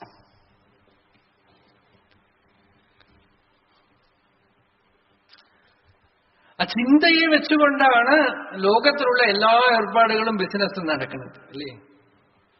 Mobile phone നമ്മൾ ചിന്തിക്കാതിരിക്കണം എന്ന് വിചാരിച്ച കിക്കിന്ന് അടിച്ചിട്ട് എന്തെങ്കിലുമൊക്കെ പറയും. അപ്പൊ ചിന്ത പിന്നെയും തുടങ്ങും. നമ്മളുടെ ചിന്തയെ വേറെ ഒരാൾക്ക് കൊടുക്കും. അവരുടെ ചിന്തയെ നമ്മൾ രമണ ഭഗവാൻ ഒരിക്കൽ പറഞ്ഞു, to think is not your real nature. ചിന്തയില്ലാതെ നിശ്ചലമായിട്ട് ഇരിക്കാമെങ്കിൽ പരമശ്രേയസ് ഉണ്ടാവും. പക്ഷെ നമ്മളുടെ സൊസൈറ്റി, നമ്മളുടെ മീഡിയ ഒക്കെ ചിന്തയാണ്. TV നോക്കി ചിന്ത ഉണ്ടാക്കാം, മൊബൈൽ വെച്ചുകൊണ്ട് ചിന്ത ഉണ്ടാക്കാം, പുസ്തകം വെച്ചുകൊണ്ട് ചിന്ത, ഒക്കെ ചിന്തയാണ്. നാമം ജപിക്കാൻ വേണ്ടത് എന്തിനാന്ന് വെച്ചാൽ പതുക്കെ ചിന്ത കുറയാൻ. അനേക ചിന്തകളായിട്ടിരിക്കുന്നത് ഒരേ ചിന്തയിൽ നിർത്തി നിർത്തി നിർത്തി അവസാനം ചിന്താരഹിത. ഈ അജ്ഞാനം ഉള്ളിൽ വരുമ്പോ അപരിമേയാം ചിന്താം പ്രളയാന്താം, പ്രളയത്തിൽ പോലും അവസാനിക്കാത്ത വിധത്തിൽ ചിന്തിച്ചുകൊണ്ടേയിരിക്കാം. വൃദ്ധസ്ഥാവത് ചിന്താസക്ത എന്ന് പറഞ്ഞു ആചാര്യസ്വാമി. വയസ്സാവുമ്പോഴെങ്കിലും അവസാനിക്കുന്നു. അപ്പോഴാണ് ഇത് മുഴുവൻ. എന്താ ചിന്തിക്കുന്നത്? ആ പഴയ കാര്യങ്ങളൊക്കെ ചിന്തിച്ചിട്ടേ. നഴ്സറി ക്ലാസ് തൊട്ട് തുടങ്ങും മുത്തശ്ശൻ. ഓഫീസിലുള്ള കാര്യം, ഗവൺമെന്റ് ഓഫീസിൽ ഞാൻ ഇത് ചെയ്തിട്ടില്ലെങ്കിൽ ഇത് നടക്കില്ല, അത് ചെയ്തിട്ടില്ലെങ്കിൽ ഇത് നടക്കില്ല. അംഗം ഗലിതം ബലിതം ഉണ്ടം ദശനവിഹീനം ജാതം തുണ്ടം വൃദ്ധോ യാതി ഗൃഹീത്വാ ദണ്ഡം തദപി ന മുഞ്ചതി ആശാപിണ്ഡം. അപ്പോഴും ആശാപിണ്ഡം പോണില്ല. ചിന്തിക്കുകയാണ്. ചിന്ത ഇങ്ങനെ അപരിമേയാം ചിന്താം പ്രളയാന്താം ഉപാശ്രിതാ. ഈ ചിന്തയുടെ ഒക്കെ പർപ്പസ് എന്താ? കാമോപഭോഗപരമാഹ. എന്റെ ആഗ്രഹങ്ങളൊക്കെ പൂർത്തിയാക്കണം. അത് എന്താ വഴി? ഇങ്ങനെയായാൽ നടക്കും, ഇങ്ങനെയായാൽ നടക്കും. ഏതാവത് ഇതാണ് ലൈഫിന്റെ പർപ്പസ്. എന്റെ ആഗ്രഹങ്ങളൊക്കെ എല്ലാം സാധിക്കാം. നിങ്ങളുടെ ആഗ്രഹങ്ങൾ സാധിക്കാനായി എന്ന് പറഞ്ഞ് നിങ്ങളെ ഇങ്ങനെ കൊളുത്തിവിടാനായിട്ട് കുറെ കമ്പനിക്കാരും ബിസിനസ്സുകാരും ഒക്കെ ഉണ്ടാവും. ഇപ്പൊ അമ്പലങ്ങളിൽ പോയാൽ പോലും ഒരു ലിസ്റ്റ്. ഈ ആഗ്രഹത്തിന് ഇന്ന പൂജ, ഈ ആഗ്രഹത്തിന് ഇന്ന അർച്ചന, ഈ ആഗ്രഹത്തിന് വരിയായിട്ട് ആഗ്രഹങ്ങളാണ്. ഒരു മഹാത്മാ പറഞ്ഞു, നമ്മൾ ഭഗവാന്റെ ഭക്തന്മാരല്ല, നമ്മളുടെ ആഗ്രഹങ്ങളുടെ ഭക്തന്മാരാണ്. അത് സാധിക്കാൻ ഭഗവാൻ അല്ലേ? നമ്മളുടെ ആഗ്രഹങ്ങളുടെ ഭക്തന്മാരാണ് നമ്മള്. അത് സാധിക്കാൻ ഭഗവാൻ ഒരു വഴി. കാമകാമാഹ നതു ആത്മകാമാഹ നതു കൃഷ്ണകാമാഹ. കാമകാമാഹ അവരവരുടെ ആഗ്രഹങ്ങളുടെ ഭക്തന്മാരാണ്. ആഗ്രഹങ്ങളെ ആഗ്രഹിക്കണവരാണ്. നിങ്ങളുടെ ആഗ്രഹങ്ങൾ സഫലമാവണം. അതിന് ശിവനാണെങ്കിലും വേണ്ടില്ല, വിഷ്ണുവാണെങ്കിലും വേണ്ടില്ല. ഇതൊന്നും ശരിയായില്ലെങ്കിൽ യേശുക്രിസ്തുവോ അള്ളാവോ ആരോ ഒരാള് നമ്മുടെ കാര്യം നടന്ന ജയ് വിളിക്കാൻ ഞാൻ റെഡി.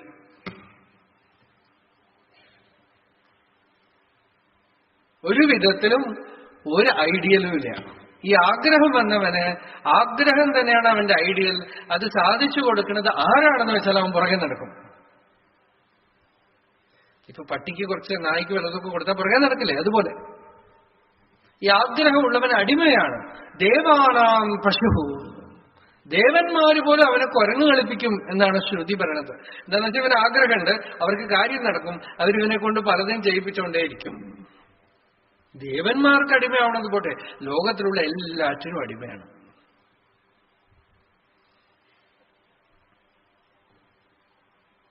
ആശാപാശ ശതൈർ ബദ്ധാഹ, നൂറ്റിക്കണക്കിന് ആഗ്രഹങ്ങൾ കൊണ്ട് കെട്ടപ്പെട്ട് ആഗ്രഹം സാധിച്ചിട്ടില്ലെങ്കിൽ ക്രോധം. ധ്യായതോ വിഷയാൻ പുംസഃ സംഗസ്തേഷൂപജായത്തെ സംഗാത് സഞ്ജായത്തെ കാമഃ കാമാത് ക്രോധോ വിജായത്തെ ക്രോധാത് ഭവതി സമ്മോഹഃ സമ്മോഹാത് സ്മൃതിവിഭ്രമഃ സ്മൃതിഭ്രംശാത് ബുദ്ധിനാശോ ബുദ്ധിനാശാത് പ്രണശ്യതി. ഭഗവാൻ തന്നെ പറഞ്ഞു, step by step by step. വിഷയങ്ങൾ എങ്ങനെ സങ്കല്പിച്ചുകൊണ്ടേയിരിക്കണം. ഒരേ കാര്യം വീണ്ടും വീണ്ടും ചിന്തിച്ചാൽ വേണം തോന്നും. അതിന്നാണ് ഈ അഡ്വർടൈസ്മെന്റ് കമ്പനിക്കാരൊക്കെ പഠിച്ചത്. ഒരേ കാര്യം തിരിച്ച് തിരിച്ച് തിരിച്ച് തിരിച്ച് പറയാം. ഇപ്പൊ ഞങ്ങളെ പോലുള്ളവരൊക്കെ അല്ലേ അവർക്ക് ക്ലാസ് എടുത്തു കൊടുക്കണം. അവര് പഠിച്ചു ടെക്നിക്ക്. വീണ്ടും വീണ്ടും ചിന്തിപ്പിച്ചാൽ ആഗ്രഹം ഉണ്ടാവും. അത് വേണം തോന്നിക്കഴിഞ്ഞാലോ സാധിച്ചിട്ടില്ലെങ്കിൽ കോപം വരും. And the desire is not satisfied. You get frustrated. Anchor, കോപം. ക്രോധാത് ഭവതി സമ്മോഹ. കോപം വന്നാൽ ഒക്കെ മറന്നു പോകും, ബുദ്ധിയൊക്കെ കേടുന്നു പോകും.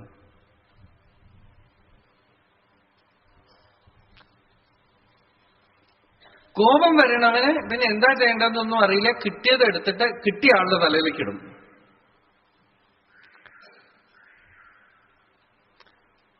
ഒരാള് ഒരു യുദ്ധം ഉണ്ടായിരുന്നു.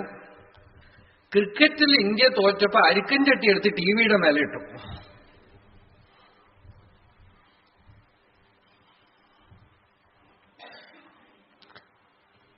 പിന്നെ തോൽവി ജയമൊന്നുമില്ലല്ലോ. അത് കഴിഞ്ഞ പിന്നെ കഴിഞ്ഞില്ലേ. ക്രുദ്ധ പാപം ന കുര്യാത്. കോപം വന്നതിന് എന്താ ചെയ്യണമെന്ന് അറിയില്ല. അപ്പോ കാമക്രോധപരായണ ഈഹന്തേ, ഡിസയർ, ആഗ്രഹിക്കുന്നു. എന്തിനാ? കാമഭോഗാർത്ഥം, ആഗ്രഹങ്ങളെ സഫലമാക്കാനായിട്ട് എങ്ങനെയെങ്കിലും അന്യായം കൊണ്ടോ ഏതെങ്കിലും വഴിക്ക് ഇത്തിരി പണം സമ്പാദിക്കാം. അർത്ഥസഞ്ചയം എങ്ങനെ ശേഖരിച്ച് വെക്കാം. അത് വരുമ്പോഴാണ്, നോക്കൂ, വയസ്സുകാലത്തൊക്കെ ECG മെഷീന് പോലെ ഇങ്ങനെ കണ്ടുകൊണ്ടിരിക്കുകയാണ് ഈ ഷെയർ മാർക്കറ്റ്. മുകളിലേക്ക് ചോട്ടിലേക്ക് 80-90 വയസ്സായ ശേഷം മൂഢമതേ എന്ന് ശങ്കരാചാര്യര് വിളിച്ചു. ഇങ്ങനെ പറയണോ? മൂഢമതേ എന്ന് പറയണോ? പിന്നെ എന്ത് വിളിക്കും അല്ലേ? നമ്മുടെ കേരളത്തിലെ ഒരു പണ്ഡിതന് ഒരു സംശയം ഉണ്ടായിരുന്നു, ശങ്കരാചാര്യർ മൂഢമതേ എന്ന് പറയുമോ എന്ന്. പിന്നെ എന്താ വിളിക്കേണ്ടത്? നമ്മുടെ രാമകൃഷ്ണ മഠത്തിലൊരു സ്വാമി ഉണ്ടായിരുന്നു. അദ്ദേഹം ഇങ്ങനെ സ്നേഹം കൊണ്ടാണ്, ആളുകൾക്കൊന്നും ഇതിൽ രുചിയില്ല, ഭക്തിയിൽ രുചിയില്ല, ഫൂൾ എന്ന് പറഞ്ഞ് വിളിക്കും. അപ്പൊ ഒരാൾക്ക് വല്ലാതെ ഹർട്ടായി. അയാൾ പറഞ്ഞു, സ്വാമി ഇങ്ങനെ ഫൂൾ എന്ന് വിളിക്കരുത് കേട്ടോ, ഞങ്ങളൊന്നും ഫൂളൊന്നുമല്ല, നല്ല ഡിഗ്നിഫൈഡ് ആയിട്ടുള്ള ആളുകളാണ്, ഞങ്ങളെ ഇങ്ങനെ ഫൂൾ എന്ന് വിളിക്കരുത്. അതിനുശേഷം സ്വാമി മാറ്റി വെരി ഇന്റലിജന്റ് എന്ന് പറഞ്ഞു. അർത്ഥം അത് തന്നെയാണ്. ഫൂൾ എന്ന് പറയണത് നിർത്തിയിട്ട് വെരി ഇന്റലിജന്റ് എന്ന് പറയും.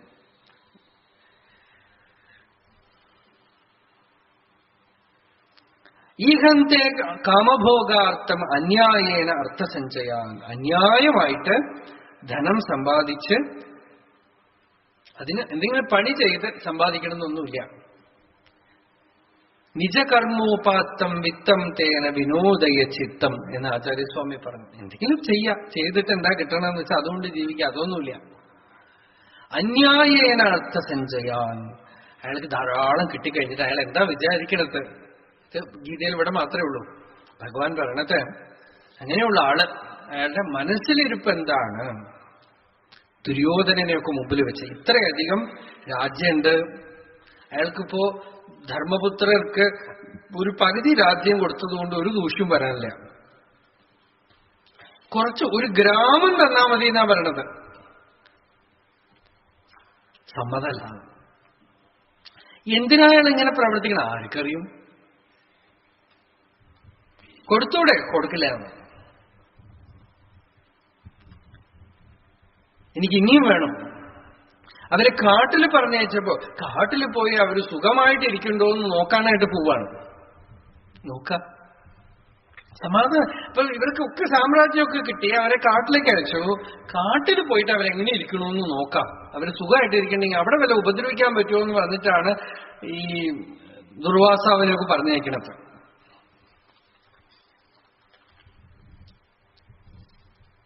പലരെയും ഉപദ്രവിക്കാനൊക്കെ പറഞ്ഞയക്കുക കാട്ടില്. എന്തിനാ അത് ചെയ്യണം? വെറുതെ അവർക്ക് തോന്നണം. അവരുടെ മനസ്സിലിരിപ്പാണ് ഭഗവാൻ പറയണത്. നോക്കാം, ഇതമദ്യമയാ ലബ്ധം ഇമം പ്രാപ്സ്യേ മനോരഥം ഇതമസ്തീദമപി മേ ഭവിഷ്യതി പുനർധനം അസൗ മയാ ഹതഃ ശത്രുഃ ഹനിഷ്യേ ചാപരാനപി ഈശ്വരോഹമഹം ഭോഗീ സിദ്ധോഹം ബലവാൻ സുഖീ ആഢ്യോഭിജനവാനസ്മി കോന്യോസ്തി സദൃശോ മയാ യക്ഷ്യേ ദാസ്യാമി മോദിഷ്യേ ഇത്യജ്ഞാനവിമോഹിതാഃ അനേകചിത്തവിഭ്രാന്താഃ മോഹജാലസമാവൃതാഃ പ്രസക്താഃ കാമഭോഗേഷു പതന്തി നരകേ അശുചൗ. ഭഗവാൻ അവരുടെ സ്ഥിതി പറയാണ്. ഇതമദ്യമയാ ലബ്ധം. ഇപ്പോ എനിക്ക് ഇത്രയുണ്ട്. എന്റെ കയ്യിലുള്ള കണക്കൊക്കെ വെച്ച് നോക്കിയാൽ എത്രയുണ്ട് ഡെപ്പോസിറ്റ് എന്ന് വെച്ചാൽ എത്ര ഉണ്ടാകും. ഇതമദ്യമയാ ലബ്ധം. ഇനിയിപ്പോ എന്താ വേണ്ട? ഇമം പ്രാപ്സ്യേ മനോരഥം. എന്റെ മനസ്സില് ഭാവനയ്ക്ക് ഇനി ഇതൊക്കെ കിട്ടാനുണ്ട്. ഇതൊക്കെ ആളുകൾ വാങ്ങിക്കണ ഒരു പഴയ കാറ് 55 കോടി രൂപ കൊടുത്ത് വാങ്ങിക്കുക. ഇതൊരു വലിയ വാർത്തയാണ്. ഒരു പഴയ കാറ്, അതെന്തോ വിശേഷമായി ഒരു സ്പോർട്സിൽ ഫസ്റ്റ് വന്ന കാറാണ്. നാട്ടിൽ എത്രയോ ആളുകൾ പട്ടിണി കിടക്കുമ്പോ, ജീവിക്കാൻ വഴിയില്ലാതിരിക്കുമ്പോ ഒരു പഴയ കാറ്, അത് ഓടിക്കാൻ പോലും പറ്റില്ല, അത് ഓടൊന്നുമില്ല, 55 കോടി രൂപ കൊടുത്ത് വാങ്ങിക്കുക വെറും ഒരു അഭിമാനത്തിന് വേണ്ടിയിട്ട്. ടോയ്ലറ്റ് സ്വർണം കൊണ്ട് കെട്ടാം. ആലോചിച്ച് നോക്കാം. തമാശ പറയാന്ന് ഞാൻ വിചാരിക്കരുത്. ഇതാണ് തന്റെ ദംഭം എന്ന് പറയുന്നത്. എന്താ അറിയോ?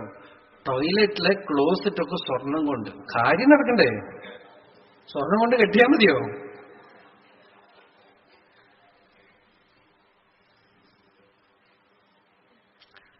സ്വർണം കൊണ്ട് കട്ടില്, സ്വർണം കൊണ്ട് ചെയറ്, രത്നം പതിച്ചത്, സ്വർണം കൊണ്ട് കാറ്,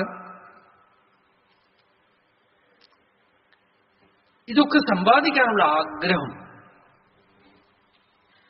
പിന്നെ ഒരു യൂസും ഇല്ലെങ്കിലും പണം കൊടുത്ത് വാങ്ങിക്കും. കൊച്ചിയിൽ പോയി കഴിഞ്ഞാൽ മറ്റേ ജൂതപ്പള്ളിയുടെ അവിടെ പോയി കഴിഞ്ഞാൽ പഴയ സാധനങ്ങളൊക്കെ വെച്ചോണ്ടിരിക്കും. പയ്യൻ ചെറുപ്പകാലത്ത് തന്നെ അമേരിക്കയിൽ പോയി. അവിടെ പോയി പഠിച്ചിട്ട് വന്നിട്ട് ഇവിടെ വന്ന് ആ ജൂതപ്പള്ളിയുടെ അവിടെ പോയിട്ട് ഒരു പഴയ ചരവത്തടി വാങ്ങിച്ചോണ്ട് വീട്ടിൽ വന്ന് മുത്തശ്ശിയുടെ അടുത്ത് കാണിച്ചു. ഇതെന്തിനാ അവിടെ കൊണ്ടുവച്ചിരിക്കണത് എന്ന് ചോദിച്ചു മുത്തശ്ശി. അതേ, അത് എന്താ പറയുന്നത്, ആന്റിക്കാണ് അതെന്ന് അങ്ങനെ പറഞ്ഞു. അതെ, 5000 രൂപ. മടയ നമ്മുടെ കൊല്ലയിലെന്ന് എടുത്തുകൊണ്ട് പോച്ചതാണ്. അവര് വീട്ടിൽ നിന്ന് കൊണ്ടുപോയതാണ്, പെറുക്കി കൊണ്ടുപോയി. ആക്രി കച്ചവടക്കാർ പെറുക്കി കൊണ്ടുപോയതാണ്. 5000 രൂപ കൊടുത്ത് വാങ്ങിച്ചുകൊണ്ടുവന്ന് കണ്ണാടിയിലിട്ട്. ആക്രിക്കാർ പെറുക്കി കൊണ്ടുപോയതാണ്. അവിടെ പോയിട്ട് പൈസ കൊടുത്ത് വാങ്ങിച്ചോണ്ട് വന്ന് മൂട.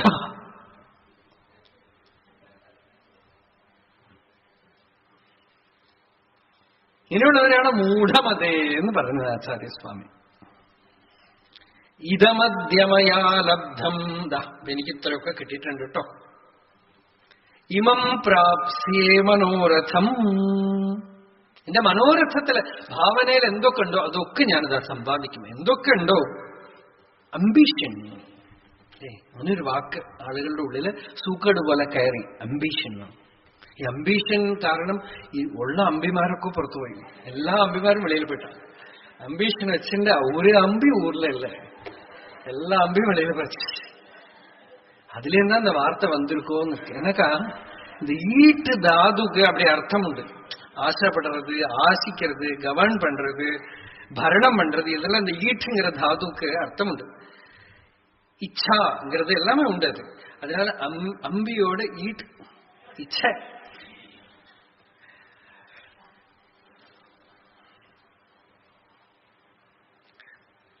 இது வேணும் அது வேணும் அப்படின்னு ஆசை இல்லையா? ஆசைக்கோர் அளவில்லை அகிலமெல்லாம் கட்டி ஆளினும். ஆசைக்கு அளவே இல்லை. உலகம் பூரா அவன் பரணத்துல வந்தா கூட ஆசை முடியாது. அழகேசன் நிகர் பொன் இருந்தாலும், குபேரனுக்கு துல்லியமா பணம் இருந்தாலும் திருப்பியும் வேணும்.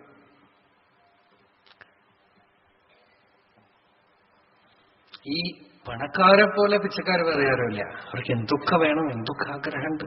അവർക്ക് കോടി കടം. സാധാരണ ആളുകൾ 10 രൂപ, 25 രൂപ, 100 രൂപ കടാണെങ്കിൽ അവർക്ക് 100 കോടി 200 കോടി കടം. രണ്ടുപേരും തുല്യ ദുഃഖിതരാണ്. ഇതമദ്യമയാ ലബ്ധം ഇമം പ്രാപ്സ്യേ മനോരഥം. എന്റെ ആഗ്രഹങ്ങൾ ഇതൊക്കെ വാങ്ങിക്കണം,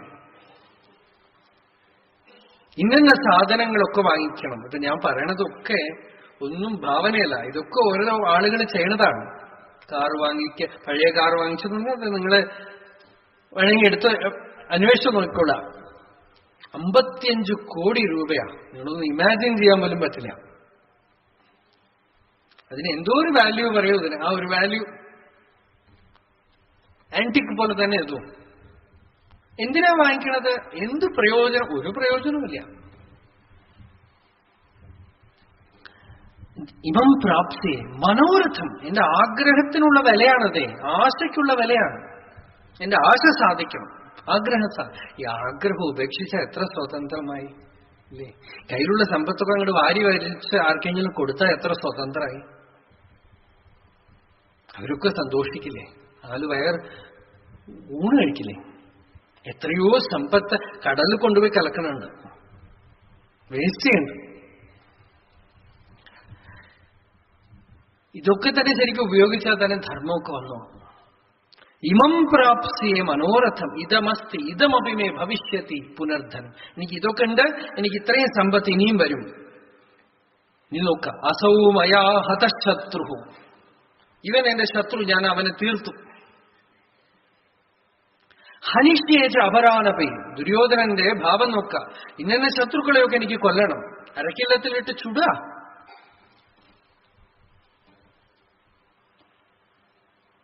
ഹനിഷ്യേച്ച അപരാനപി. ഇവരെയൊക്കെ ഞാൻ കൊല്ലും.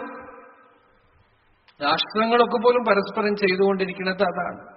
ഇവരെയൊക്കെ കൊല്ലും.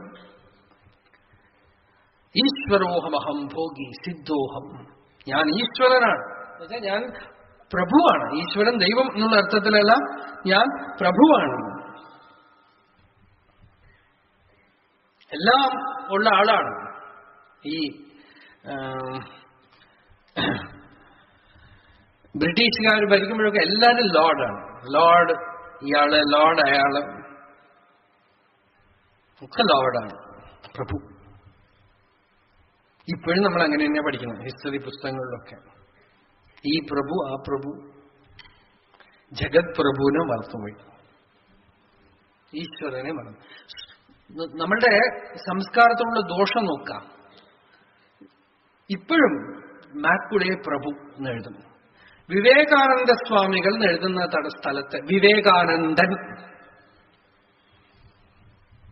പുസ്തകങ്ങളിൽ എഴുതാം. വിവേകാനന്ദൻ, ശ്രീശങ്കരൻ.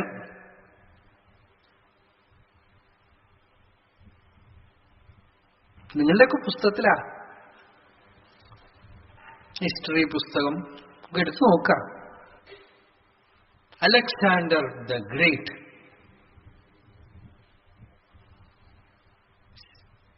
ശങ്കരാചാര്യൊന്നും വരികയില്ല, വന്നാലും ശങ്കരൻ, വിവേകാനന്ദൻ.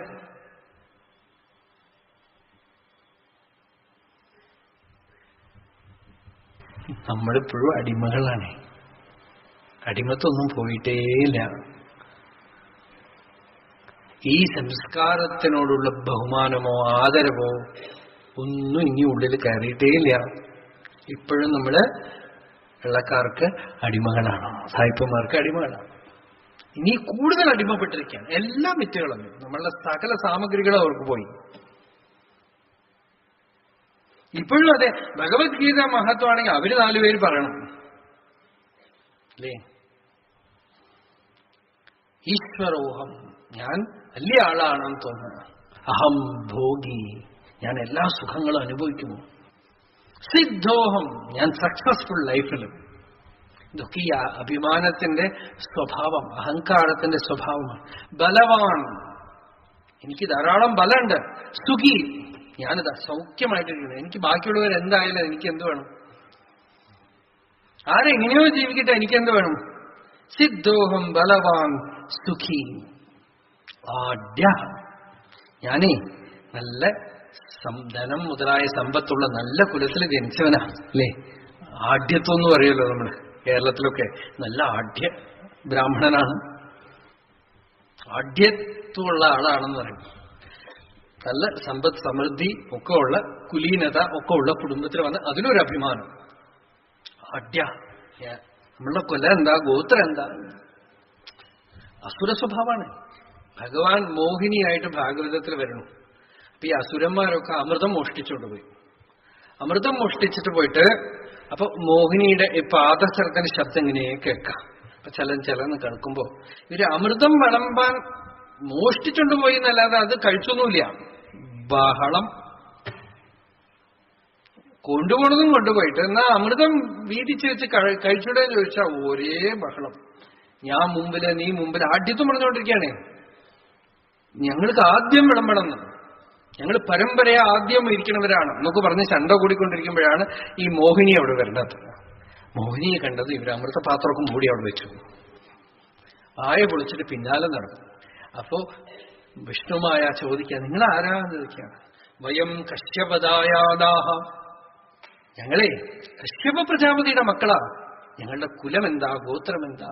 സ്വാധ്യായ ശ്രുതസമ്പന്നാഹ, നല്ല പഠിപ്പാണെന്നാണ്. 10ാം ക്ലാസ് പാസ്സായിട്ടുണ്ട്.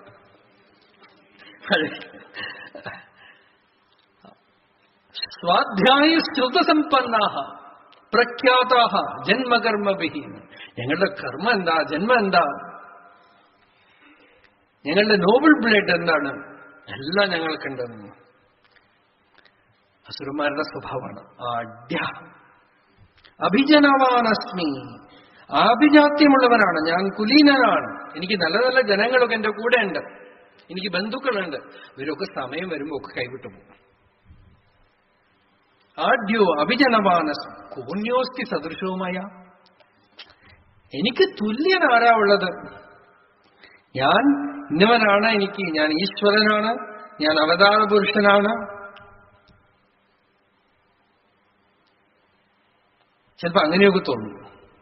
ഞാൻ അവതാര പുരുഷനാണ്, നിങ്ങളെയൊക്കെ ഉദ്ധരിക്കാനായിട്ട് ഞാൻ വന്നിരിക്കുകയാണ്.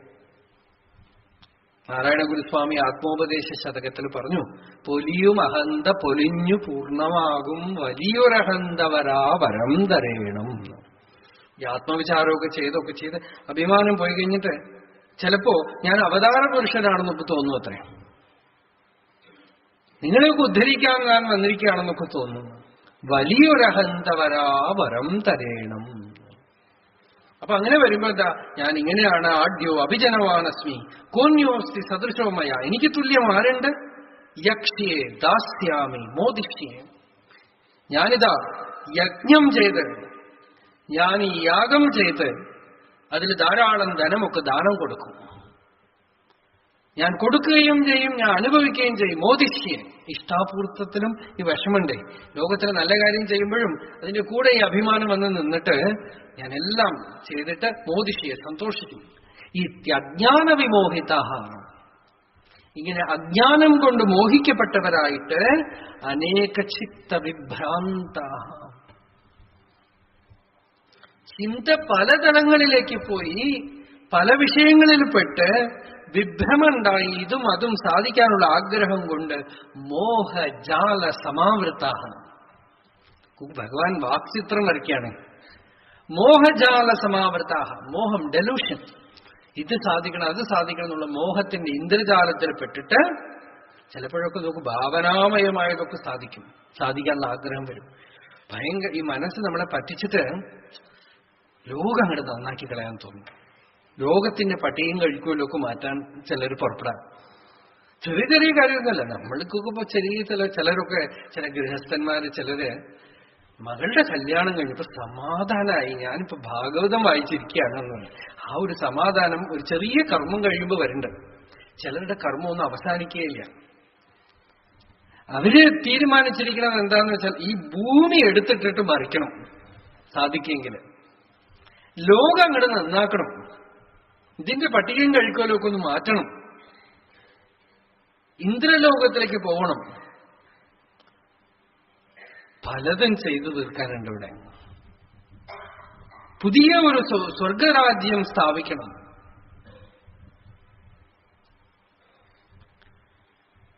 അതെപ്പോഴെങ്കിലും അവസാനിക്കോ? അവസാനിക്കേല, പോയിക്കൊണ്ടേയിരിക്കും, പോയിക്കൊണ്ടേയിരിക്കും ഈ ആഗ്രഹം. മോഹജാല സമാവൃത, ഒരു മോഹജാലം തേച്ചുകൊണ്ടേയിരിക്കാം. ഇത് പിന്നിമിനി കറുത്തുകൊണ്ടേയിരിക്കും. വിവേകാനന്ദ സ്വാമി പറഞ്ഞു, അദ്ദേഹം ഇത്തിരി കുറച്ച് ശ്രമിച്ചൊക്കെ നോക്കി. അദ്ദേഹം പറഞ്ഞു, ഈ ലോകം നായുടെ വാല് പോലെയാണ്, നീ നിവർത്തു പിന്നെയും വളയും, നിവർത്തു വളയും. പക്ഷെ ഒരു പ്രയോജനമുണ്ട്, അവസാനം മനസ്സിലാവുന്നത് നിവരില്ല എന്ന് മനസ്സിലാവും. അതാണ് പ്രയോജനം. നിവർത്തിക്കൊണ്ടേയിരിക്കാം. മോഹജാല സമാവൃതാ പ്രസക്താഃ കാമഭോഗേഷു, പല ആഗ്രഹങ്ങൾ സാധിക്കുന്നതിൽ ആശപ്പെട്ടവരും ആഗ്രഹിക്കുന്നവരും അശുചേ നരകേ അശുചൗ പതന്തി. ഇതൊക്കെ തന്നെ സ്വാർത്ഥമായിട്ട് കണ്ട് ചെയ്യുന്നവര്, സ്വാർത്ഥതയോടുകൂടെ ചെയ്യുന്നവര്, എന്തെങ്കിലുമൊക്കെ സ്വാർത്ഥ ഉദ്ദേശത്തോടുകൂടെ ചെയ്യുന്നവര് അശുചിയായ നരകത്തിൽ ചെന്ന് വീഴും. ആഢ്യത്വം, ആഭിജാത്യം, ഇപ്പൊ ചില കാര്യങ്ങളൊക്കെ പറഞ്ഞല്ലോ ഇവിടെ, യജനം ചെയ്യാം, യാഗം ചെയ്യാം, ഇതൊക്കെ തന്നെ നല്ലതിന് ഉപയോഗപ്പെടാം അല്ലേ? ആഢ്യത്വം, നല്ല കുലത്തിൽ ജനിച്ചു, ശരി, അവിടുന്ന് അതിനെ വേണ്ട രീതിയിൽ അതൊരു സംരക്ഷണമായിട്ടും തീരാം.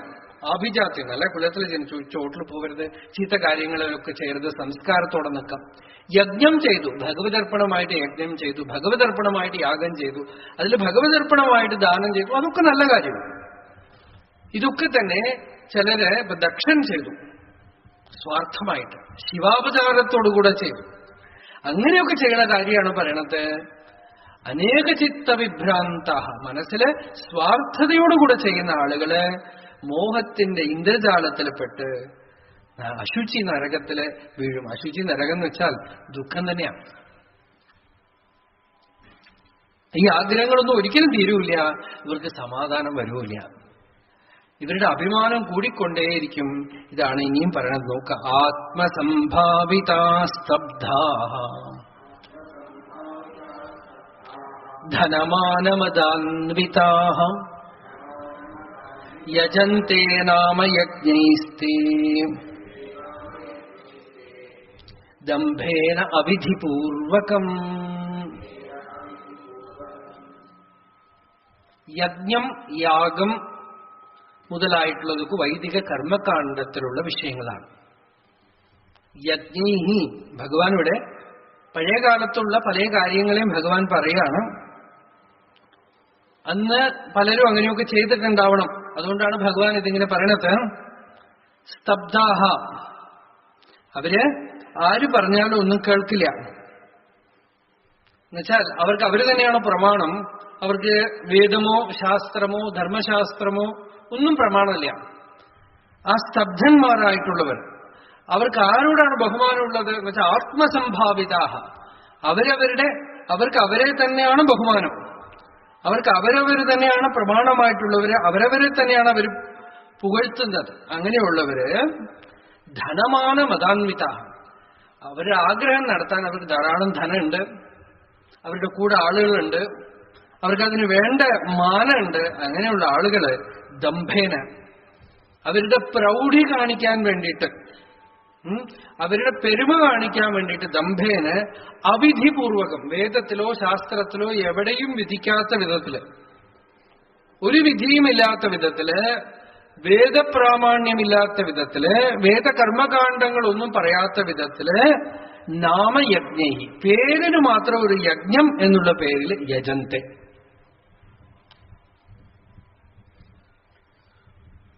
പേര് മാത്രം ഒരു യജ്ഞം, നാമയജ്ഞൈ. ഭഗവാൻ അന്നത്തെ കാലത്ത് പലരും അങ്ങനെ ചെയ്തിട്ടുണ്ടാവണം, അല്ലെങ്കിൽ ഭഗവാൻ അങ്ങനെ പറയില്ലല്ലോ. കൃഷ്ണൻ പറയണത് ഇപ്പോ രാജസൂയം ചെയ്തു ധർമ്മപുത്രൻ, അതേപോലെ ദുര്യോധനൻ എങ്ങടേക്കും ചെയ്തു കാണിക്കാനായിട്ട്. അയാൾ ചെയ്തത് എങ്ങനെയാ? ധർമ്മപുത്രര് ചെയ്ത പോലെ ഭക്തിയോടെയല്ല. ധർമ്മപുത്രന് രാജസൂയം ചെയ്തിട്ട് തന്നെ ഭഗവാൻ ഒരു കളി കളിച്ചു അതിന്റെ ഉള്ളിൽ. എന്താന്ന് വെച്ചാൽ ഒരു കീരിയെ കൊണ്ടുവന്നു. ആ കീരി വന്നിട്ട് അവിടെയൊക്കെ ഉരുണ്ടിട്ട് ഇതൊന്നും കാര്യമില്ല എന്ന് പറഞ്ഞു.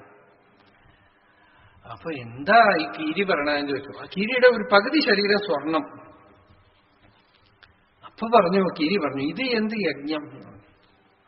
ഞാനേ ഒരു ഉഞ്ചവൃത്തി ബ്രാഹ്മണന്റെ വീട്ടിൽ പോയിട്ട് ഇത്തിരി ഭക്ഷണം കഴിച്ചു, എച്ചില് തിന്നു, അവിടെ കിടന്ന് പെരണ്ടു. അപ്പൊ എന്റെ ശരീരത്തിൽ പകുതി സ്വർണ്ണമായി. അത് കഴിഞ്ഞിട്ട് ബാക്കി പകുതി സ്വർണ്ണമാക്കാൻ വേറെ എവിടെയെങ്കിലും പറ്റുമോ നടക്കുക. ആ ഉഞ്ചവൃത്തി ബ്രാഹ്മണൻ എവിടെയെങ്കിലുമൊക്കെ ഉച്ചിഷ്ടം കിട്ടണത്, അതായത് പാടത്ത് കൊയ്തിട്ടിട്ടുള്ള ബാക്കിയുള്ള നെല്ല് കൊണ്ടുവന്ന് ഭക്ഷണം കഴിച്ച് ജീവിക്കുന്ന ആളാണ്. അല്ലെങ്കിൽ ഭിക്ഷയെടുത്ത് കിട്ടുന്ന അന്നം കൊണ്ട് ജീവിക്കുന്ന ആളാണ് അദ്ദേഹം. ഒരു സമയം നല്ല ദുർഭിക്ഷ, 14 ദിവസം ഭക്ഷണം കിട്ടിയില്ല അത്രേ. അതിനുശേഷം കിട്ടിയ ഭക്ഷണം കൊണ്ടുവന്നിട്ട് വീട്ടിൽ അദ്ദേഹമുണ്ട്, ഭാര്യയുണ്ട്, മകനുണ്ട്, മകന്റെ ഭാര്യയുണ്ട്. ഇത്ര ആളുകളും കൂടെ ഇത് വീതിച്ചു കഴിഞ്ഞപ്പോഴാണ് ഒരു അതിഥി വന്നത്. ആ അതിഥി പറഞ്ഞു, എനിക്ക് വിശക്കണമെന്ന്. അപ്പൊ പറഞ്ഞു, വരൂ. വളരെ പ്രിയമായിട്ട് പിടിച്ചിരുത്തിയിട്ട് അദ്ദേഹത്തിന്റെ പങ്ക് അങ്ങോട്ട് കൊടുത്തു, ബാക്കി നമ്മളെ കൂടെ കഴിക്കാമെന്നു. അതിഥി കഴിച്ചു കഴിഞ്ഞപ്പോ വിശപ്പ് പോരാ, അതിഥിക്ക് വിശപ്പ് മാറിയില്ല, പിന്നെയും വേണമെന്ന് ചോദിച്ചു. അപ്പൊ ഭാര്യയുടെ പങ്ക് കൊടുത്തു. അതിഥി പിന്നെയും വേണമെന്ന് പറഞ്ഞു, മകന്റെ പങ്ക് കൊടുത്തു. അവസാനം ഈ മകന്റെ ഭാര്യയുടെ പങ്കും എല്ലാം കൂടെ കഴിക്കാന്ന് വെച്ചു. അതും അവസാനം അതിഥിക്ക് കൊടുത്തു കഴിഞ്ഞപ്പോ അതിഥി ദേവേന്ദ്രനായിരുന്നു എന്നാണ്. അതാണ് കഥ. ദേവൻ മുമ്പിൽ പ്രകാശിച്ച് നിങ്ങൾ പരമപദത്തിനെ നേടിയിരിക്കണമെന്ന് ഇവരെ കൂട്ടിക്കൊണ്ടുപോയി അത്രയും. അപ്പൊ ഈ കീരി അവിടെ നിന്ന് നോക്കിക്കൊണ്ടിരിക്കാം. അപ്പൊ ഇവര് ചെയ്ത ത്യാഗം, ആ ത്യാഗം നടന്ന സ്ഥലത്ത് ചെന്നങ്ങടൊന്ന് ഉരുണ്ടപ്പോ ശരീരത്തിന്റെ പകുതി സ്വർണ്ണായി. അപ്പൊ ബാക്കി സ്വർണം. അപ്പൊ നോക്കണം, യജ്ഞം എന്നുള്ളതിന്റെ മർമ്മം പറയാനാണ് ഈ കഥ വ്യാസൻ അവിടെ ജോഡിപ്പിച്ചത്. യജ്ഞത്തിന്റെ മർമ്മം എന്താന്ന് വെച്ചാൽ ത്യാഗാണെന്നാണ്. ആ ത്യാഗാണ്, അതിന് വലിയ സംഭാരങ്ങളൊന്നും ആവശ്യമില്ല. ത്യാഗമാണ് യജ്ഞം. അങ്ങനെ ഇല്ലാതെ ദംഭമാന മതാന്വിതാഹ, ധനമുണ്ട്, സമ്പദ് സമൃദ്ധിയുണ്ട്, പറഞ്ഞാൽ കേൾക്കാൻ ആളുകളുണ്ട്, എല്ലാം കൊണ്ട് യജന്തെ നാമയജ്ഞി, പേരിന് മാത്രം യജ്ഞം എന്ന് പറഞ്ഞ് ചെയ്യുന്നു. അവിധിപൂർവകം, വിധി വേദവിഹിതമായി വിധിയുള്ളതാണെങ്കിൽ അത് ചെയ്യേണ്ടതാണ്. ഈ വേദവിഹിതമായ യജ്ഞം എന്ന് പറയണത് അഗ്നിഹോത്രികളായിട്ടുള്ളവര്, നിത്യാഗ്നിഹോത്രികളായിട്ടുള്ളവര്, അവര് നിത്യം അഗ്നിയെ പരിചരണം ചെയ്യുന്നവരാണ്. അവർക്ക് പശുബന്ധം വേണം, സോമയാഗം ചെയ്യണം, പലവിധത്തിലുള്ള ഇഷ്ടിവിധാനങ്ങളുണ്ട്. ദർശപൂർണമാസ ഇഷ്ടി, ചാതുർമാസ ഇഷ്ടി, ഇങ്ങനത്തെ ഇഷ്ടികളൊക്കെ ഉണ്ട്. അതല്ലാതെ അത് കഴിഞ്ഞിട്ടുള്ള യാഗയജ്ഞങ്ങളും അവർക്ക് സോമയാജി ആവണമെങ്കിൽ സോമയാഗം ചെയ്യണം, അതിരാത്രം ചെയ്യണം. ഈ യജ്ഞങ്ങളൊക്കെ ഈ അഗ്നി അവർക്ക് വഴങ്ങും. എന്താണെന്ന് വെച്ചാൽ അഗ്നി അവര് നിത്യപരിചരണം ചെയ്യുന്നവരാണ്, അവർക്ക് വിധിച്ചിട്ടുള്ളതാണ്. അവര് അത് ചെയ്യും. അതിന് ലൗകികമായ ഫലങ്ങളുണ്ട്, പാരമാർത്ഥികമായ ഫലം. നിഷ്കാമ്യമായി ഭഗവത് അർപ്പണമായിട്ട് ചെയ്താൽ പാരമാർത്ഥികമായ ഫലം. അപ്പൊ ഇതൊക്കെ തന്നെ വേദം വിധിച്ചിട്ടുള്ള യജ്ഞങ്ങളെ യാഗങ്ങളൊക്കെ തന്നെ വേണ്ട വിധത്തില് ഭഗവതർപ്പണമായി ഈശ്വരാർപ്പണ ബുദ്ധിയോടുകൂടെ ചെയ്താൽ ലോകത്തിന് ക്ഷേമാവും, വ്യക്തിക്കും ക്ഷേമാവും, മംഗളാവും, ശാന്തിയാവും ഒക്കെ ഉണ്ടാവും. ചെയ്യുന്ന ആളുകളുടെ ഭാവത്തിന് അനുസരിച്ചിരിക്കണം അതുകൊണ്ടുള്ള കാര്യങ്ങൾ. ഇപ്പൊ ഭഗവാൻ ഇവിടെ ആ കർമ്മം പോലും, വളരെ ത്യാഗപൂർവം ചെയ്യേണ്ട കർമ്മം പോലും വ്യക്തിയുടെ ചിത്തത്തിൽ അശുദ്ധി ഉണ്ടായാൽ, ഭാവനാവൈകല്യമുണ്ടായാൽ വഴുതിപ്പോവും എന്ന് പറഞ്ഞു. അടുത്ത ശ്ലോകം നോക്കും. അഹങ്കാരം ബലം ദർപ്പം കാമം ക്രോധം ച സംശ്രിതാഃ മാം ആത്മപരദേഹേഷു പ്രദ്വിഷന്തോഭ്യസൂയകാഃ. അഹങ്കാരം ബലം ദർപ്പം കാമം ക്രോധം ച സംശ്രിത. അഹങ്കാരത്തിനെയും, ബലം എന്ന് വെച്ചാൽ മറ്റുള്ളവരുടെ മേലെ പ്രയോഗിക്കുന്ന ഫോഴ്സ്, സ്വാധീനത്തിന്റെ ബലമാവാം, ശരീരത്തിന്റെ ബലമാവാം, എങ്ങനെയോ. ദർപ്പം സ്വാർത്ഥത, കാമം ക്രോധം, കാമത്തിനെയും ക്രോധത്തിനെയും ഒക്കെ വെച്ചുകൊണ്ട് മാം, ഭഗവാൻ ഇവിടെ പറയുമ്പോഴൊക്കെ തന്നെ ഈശ്വരനായിട്ട് കൊണ്ടാണ് പറയണത്. അന്തര്യാമിയായി വെച്ചുകൊണ്ടാണ് പറയണത്, ഹേ അർജുന, എല്ലാവരുടെ ഹൃദയത്തിലും അന്തര്യാമിയായിട്ടിരിക്കുന്ന എന്നെ അവൻ വെറുക്കുന്നു. എപ്പോഴാണോ അവൻ അഹങ്കാരിയായിട്ട് തീരുന്നത്, എപ്പോഴാണോ അവൻ മറ്റുള്ളവരുടെ മേലെ ബലം പ്രയോഗിക്കുന്നത്, എപ്പോഴാണോ അവൻ ദർപ്പത്തിന് എന്നുവെച്ചാൽ മിഥ്യാചാരിയായിട്ട് തീരുന്നത്, എനിക്ക് സമമായിട്ട് ആരുമില്ല എന്ന് കരുതുന്നത്, അപ്പോ തന്റെ ഉള്ളിലും മറ്റുള്ളവരുടെ ഉള്ളിലുമുള്ള നാരായണനെ അവൻ ഉപദ്രവിക്കണമെന്നാണ്. മാം ആത്മപരദേഹേഷു പ്രദ്വിഷന്തോ അഭ്യസൂയകാഹ. അസൂയ കൊണ്ട് മാത്രം അവന്റെ ഉള്ളിലും മറ്റുള്ളവരുടെ ഉള്ളിലുമുള്ള നാരായണനെ ദ്വിഷന്ത, ദ്വേഷിക്കുന്നു, വെറുക്കുന്നു, വിഷമിപ്പിക്കുന്നു. അപ്പോ ഇത് നമ്മൾക്ക് അഭിമാനവും അഹങ്കാരവും ഒക്കെ വരുമ്പോ ഉള്ളിലുള്ള ഭഗവാനെ വിഷമിപ്പിച്ചു. വേറെ ഒരാളെ അപമാനിക്കുമ്പോ, അയാളെ ഹിംസിക്കുമ്പോ അയാളുടെ ഉള്ളിലുമുള്ള അന്തര്യാമിയായ ഭഗവാനെ വിഷമിപ്പിച്ചു. അന്തര്യാമി വിദ്യ എന്ന് പറയുന്നത് ഉപാസനാ വിഷയങ്ങളില് വളരെ മുഖ്യമായ ഒരു കാര്യമാണ്. മറ്റുള്ളവരുടെ ഉള്ളില് അന്തര്യാമിയായിട്ടുള്ള ഭഗവാനെ, ചൈതന്യത്തിനെ കണ്ടുകൊണ്ട് ചെയ്യപ്പെടുന്നതാണ് യജ്ഞം, യാഗം, പൂജ ഒക്കെ.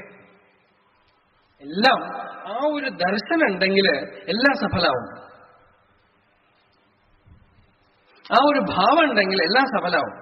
അന്തര്യാമിക്ക് ആരാധന ചെയ്യപ്പോ കാഞ്ചി പരമാചാര്യ ചന്ദ്രശേഖരേന്ദ്ര സരസ്വതി സ്വാമിയുടെ അടുത്ത് ഒരു വലിയ പണക്കാരൻ വന്നിട്ട് പറഞ്ഞു, എനിക്ക് സഹസ്രഭോജനം ചെയ്യണം എന്ന് ആഗ്രഹം ഉണ്ടായിരുന്നു. സഹസ്രഭോജനം എന്ന് വെച്ചാൽ അതിന് പ്രത്യേക ചില വിധികളൊക്കെ ഉണ്ട്. അങ്ങനെയൊക്കെ പൂജ ചെയ്ത് 1000 പേര് യോഗ്യതയുള്ളവര് എന്നുവെച്ചാൽ ധനം കൊടുത്ത, ഭക്ഷണം കൊടുത്ത, അതിന് ഡിസർവിംഗ് ആയിട്ടുള്ളവര്, അങ്ങനെ 1000 പേരെ വിളിച്ചുകൊണ്ട് വന്ന് അവർക്കൊക്കെ ഭക്ഷണം കൊടുക്കാം എന്ന് തീരുമാനിച്ചു. അങ്ങനെ ധാരാളം സമ്പത്തുണ്ട് അദ്ദേഹത്തിന്. അപ്പൊ ഇങ്ങനെ 1000 പേർക്ക് ഭക്ഷണം കൊടുത്ത് അവർക്കൊക്കെ ദക്ഷിണയും കൊടുക്കും, അങ്ങനെ തീരുമാനിച്ചു. അപ്പോ ചെയ്തിട്ട് വരൂ എന്ന് പറഞ്ഞ് ആശീർവദിച്ചു. അപ്പൊ അടുത്തൊരു വൃദ്ധ സ്ത്രീ, വയസ്സായ ഒരമ്മ, അവര് കണ്ണീരുട്ടുകൊണ്ട് നിന്നുകൊണ്ട് പറഞ്ഞു, അവർക്കൊക്കെ പണമുണ്ട്, ധാരാളം സമ്പത്തുണ്ട്, അവർക്കൊക്കെ സഹസ്രഭോജനമൊക്കെ ചെയ്യാൻ പറ്റും. എനിക്ക് ആഗ്രഹമുണ്ട്, ഒരു 4 പേർക്ക് ഭക്ഷണം കൊടുക്കണം എന്ന് വെച്ചാൽ എന്റെ കയ്യിൽ ഒരു വകയില്ല, ഞാൻ എന്ത് ചെയ്യും? അപ്പൊ സ്വാമികൾ പറഞ്ഞു, ഉനക്ക് 1,00,000 ഭോജനം വേണലാമേ.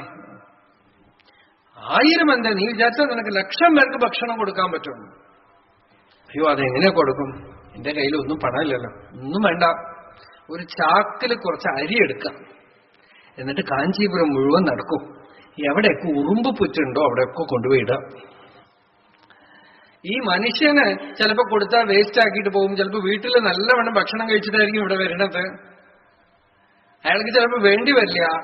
ഈ ഉറുമ്പിന് കൊടുത്താൽ അത് വിശന്നിട്ട് കഴിക്കും, സൂക്ഷിച്ചെടുത്ത് വെച്ചോളും, അവർക്ക് നല്ലവണ്ണം പ്രയോജനപ്പെടും. അതിനകത്തിരിക്കുന്നതും ഇതിനകത്തിരിക്കുന്നതൊക്കെ ഒരേ യാ ബ്രഹ്മാതി പിപീലികാന്ത തനുഷു പ്രോതാ ജഗത് സാക്ഷിണി. ബ്രഹ്മാവ് മുതൽ ഒരു പിപീലിക, ഉറുമ്പ് വരെയുള്ള സകല പ്രാണികളിലും അന്തര്യാമിയായിട്ടിരിക്കുന്ന ഭഗവാൻ ഒന്ന് തന്നെ. അതുകൊണ്ട് വൈശ്വാനരനായിട്ട് അന്നം കൊടുത്ത ഉറുമ്പിന്റെ ശരീരത്തിൽ സന്തോഷപ്പെട്ടാലും ഭഗവാൻ സന്തോഷിച്ചോട്ടെ. അതുകൊണ്ട് ഭഗവാനെ സന്തോഷിപ്പിക്കാനാണെങ്കിൽ ഈ പിടി അരി കൊണ്ടുപോയിട്ട് അവിടെ കൊണ്ടുവിടാം. ഈ കോലമിടണമൊക്കെ കൂടെ അതാണ്, അരിമാവ് കൊണ്ട് കൊല ഇടാം, അരിമാവ് കൊണ്ട് തന്നെ ഇടണം. ഈ കൽപ്പൊടി കൊണ്ട് ഇടാൻ പാടില്ല എന്ന് അതുകൊണ്ടാണ് പഴയ ആളുകൾ പറയാം. ഇപ്പൊ നമ്മൾ സ്റ്റിക്കർ ഒട്ടിച്ചു. അവിധിപൂർവകം ചെറിയ ഒരു യജ്ഞമാണത് അല്ലേ. ഇതൊക്കെ മെനക്കെട്ട് ഈ കോല ഇടണം എന്തിനാ വെച്ചാൽ ആ മാവപ്പൊടി ഉറുമ്പൊക്കെ വന്ന് തിന്നും. ഇത് ഉറുമ്പ് വരണു എന്ന് പറഞ്ഞിട്ട് അത് നീക്കിയിട്ട് സ്റ്റിക്കർ ഒട്ടി.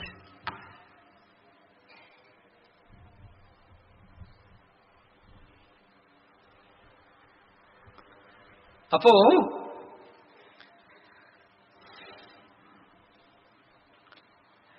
സർവപ്രാണികൾക്കും അന്തര്യാമിയായിട്ടുള്ള ഭഗവാനെ കാണാതെ വെറുപ്പ് കൊണ്ടും മറ്റുമൊക്കെ ഉപദ്രവിക്കുന്നവരുണ്ടല്ലോ, അവരുടെ ഗതി എന്താവും?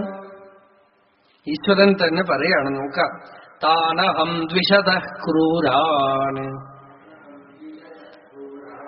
സംസാരേഷു നരാധമാൻ ക്ഷിപാമി അജസ്രമശുഭാൻ ആസുരീഷ്വേവ യോനിഷു. ദ്വിഷതഃ, അങ്ങനെ മറ്റുള്ളവരെ വെറുക്കുന്നവരും ക്രൂരന്മാരായിട്ടുള്ളവരും. അശുഭാൻ നരാധമാൻ, അശുഭകർമ്മങ്ങളെ ചെയ്യുന്ന നരാധമന്മാരെ, മനുഷ്യ അധമന്മാരെ ഞാൻ വീണ്ടും വീണ്ടും സംസാരത്തില് ആസുര യോനികളിൽ കൊണ്ടുപോയി ജനിപ്പിക്കും. അവിടെ കിടന്നു വേണം അവിടെ ശുദ്ധമായി വിഷമിച്ച് ഈ കരിമ്പ് കണ്ടിട്ടുണ്ടോ, ചാറെടുക്കാൻ വീണ്ടും മെഷീനിലേക്ക് ഇടും. അതുപോലെയാണ് ഭഗവാൻ പറഞ്ഞത്. ലാസ്റ്റ് ജ്യൂസ് വരുന്നവരെ, പദം വരുത്തുന്നവരെ. അതുകൊണ്ട് അവരെ വീണ്ടും ആസുരീഷു ഏവ യോനിഷു അവിടെ കൊണ്ടുപോയി ഇട്ടിട്ട് വീണ്ടും പ്യൂരിഫൈ. അവിടെ കിടന്ന് അവര് ആ ക്ലാസ്സിൽ കിടന്ന് കളിക്കട്ടെ അല്ലേ, 2ാം ക്ലാസ് തോട്ട് 2ാം ക്ലാസ്സിൽ തന്നെ ഇരിക്കും. ആസുരീഷു ഏവ യോനിഷു അജസ്രം, വീണ്ടും വീണ്ടും. അഹം ക്ഷിപാമി, ഞാൻ അവിടെ കൊണ്ടുപോയി അവരെ ഇടും. അവിടെ എന്താ അവരുടെ സ്ഥിതി? ആസുരീം യോനിമാപന്നാഹം മൂഢാ ജന്മനി ജന്മനി മാമപ്രാപ്യൈവ കൗന്തേയാം തതോ യാന്ത്യധമാം ഗതിം. ഈ ആസുരീ യോനികളിൽ ചെന്ന് ജനിച്ചവര് അവർക്ക് വലിയ ഒരു വിഷമം എന്താ? അവർക്ക് ഏറ്റവും വലിയ പനിഷ്മെന്റ് എന്താ? മാം അപ്രാപ്യൈവ, സത്സംഗമില്ല, ഭഗവത് പ്രാപ്തിയില്ല, ഭക്തിയില്ല, ഒന്നുമില്ല. ഭാഗവതത്തില് പൃഥു മഹാരാജാവ് പറഞ്ഞു, ദേവലോകത്തിലാണെങ്കിലും ശരി എനിക്ക് സത്സംഗം കിട്ടിട്ടില്ലെങ്കിൽ വേണ്ടെന്നാണ്. സുരേശലോകോപി ന തത് സേവ്യതാം. എവിടെ ഭഗവത് കഥയില്ലയോ, എത്ര സജ്ജന പാദവാഹ ന തത്ര ദിവസം വസേത്. എവിടെ സജ്ജനങ്ങളാകുന്ന ശീതളഛായ നൽകുന്ന വൃക്ഷങ്ങളില്ലയോ അവിടെ ഒരു ദിവസം പോലും വസിക്കരുത്. അത് സ്വർഗലോകമാവട്ടെ, എന്തൊക്കെ സുഖഭോഗങ്ങളുള്ള സ്ഥലമാവട്ടെ. ഒരു ആളെ മരിച്ചു കഴിഞ്ഞിട്ട്, ഇവിടെ പല ദുഷ്ടത്തരം ചെയ്ത ആളാണ്, മരിച്ചു കഴിഞ്ഞിട്ട് പോയപ്പോ അയാളെ നല്ല ഒരു ബ്യൂട്ടിഫുൾ ആയിട്ടുള്ള ഒരു റൂമിലേക്ക് കൂട്ടിക്കൊണ്ടുപോയി.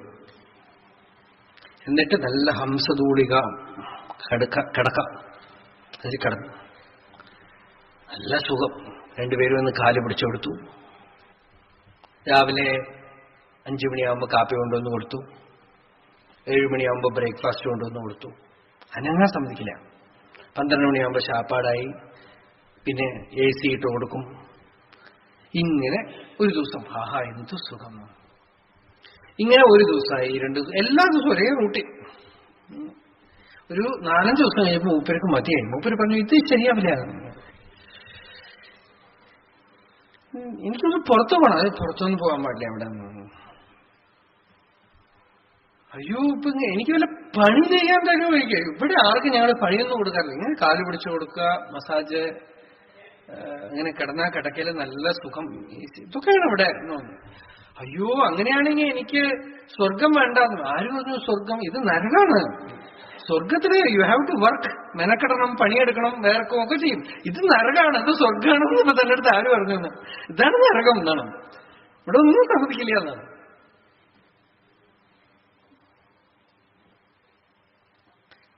സ്വർഗം പോലെ അവിടെ മാമപ്രാപ്യൈവ. അവിടെ വലിയ നഷ്ടം എന്താന്ന് വെച്ചാൽ ഈശ്വര സ്മരണ ചെയ്യാനുള്ള ചാൻസേ ഇല്ല. Your soul gets suffocated, frustrated. ഉള്ളിലാകുമ്പോൾ ശ്വാസം മുട്ടിപ്പോകും. എപ്പോഴും ഡാൻസ്, പാട്ട്, എത്ര ദിവസം നോക്കിക്കൊണ്ടിരിക്കുന്നു പറയും. അത് എപ്പോഴോ കണ്ടു, ആഹാ ഊഹോ എന്ന് പറഞ്ഞു അവിടെ പോയി എപ്പോഴും അവിടെ തന്നെ ഇരുന്നാൽ നോക്കൂ. എപ്പോഴും നോക്കിയാലും ഡാൻസും പാട്ടും ഒക്കെ ആയിട്ട്. ദിവസം നിങ്ങൾ ഭക്ഷണ പദാർത്ഥങ്ങൾ, ഇഷ്ടപ്പെട്ട ഭക്ഷണം. ഒരു ആശ്രമത്തിലൊരു സ്വാമി ഇങ്ങനെ ചെയ്തു. ഒരു ആൾക്ക്, ഒരു ബ്രഹ്മചാരിക്ക് പാൽപ്പായസം ഇഷ്ടമാണ്. 365 ദിവസം 3 നേരം പാൽപ്പായസം. അവസാനം മൂപ്പർക്ക് അത് കണ്ടാ നോക്കാനും വരും. അതെ,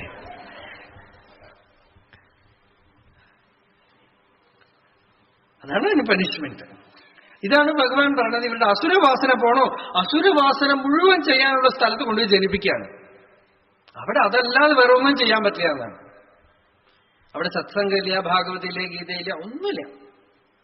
ഇവിടുന്ന് പല ആളുകളും, ഇവിടുന്ന് ഒരു ഇൻട്രസ്റ്റും കാണിക്കാത്ത ആളുകള് അമേരിക്കയിൽ പോയിട്ട് പറയും, ഞങ്ങളെ CD കേട്ടുകൊണ്ടിരിക്കുക. ഇവിടുന്ന് വിളിച്ചാ വരാത്ത ആളുകളാണ്. ഒന്നിനും വരില്ല, അവിടെ പോയിട്ട് ഒന്ന് CD കേട്ടുകൊണ്ടിരിക്കുകയാണ്. തിരിച്ചിവിടെ വന്നാൽ പിന്നെ ഒന്നും വരില്ല. എന്താ വെച്ചാൽ അവിടെ പോയപ്പോ ഇതൊന്നും പോയല്ലോ. ഇന്ന് ഇവിടെ ഉള്ളപ്പോ അത് നേരിട്ട് ആസ്വദിക്കാനുള്ള ഭാഗ്യമൊന്നുമില്ല. സത്സംഗത്തിനൊന്നും ഭാഗ്യമില്ല.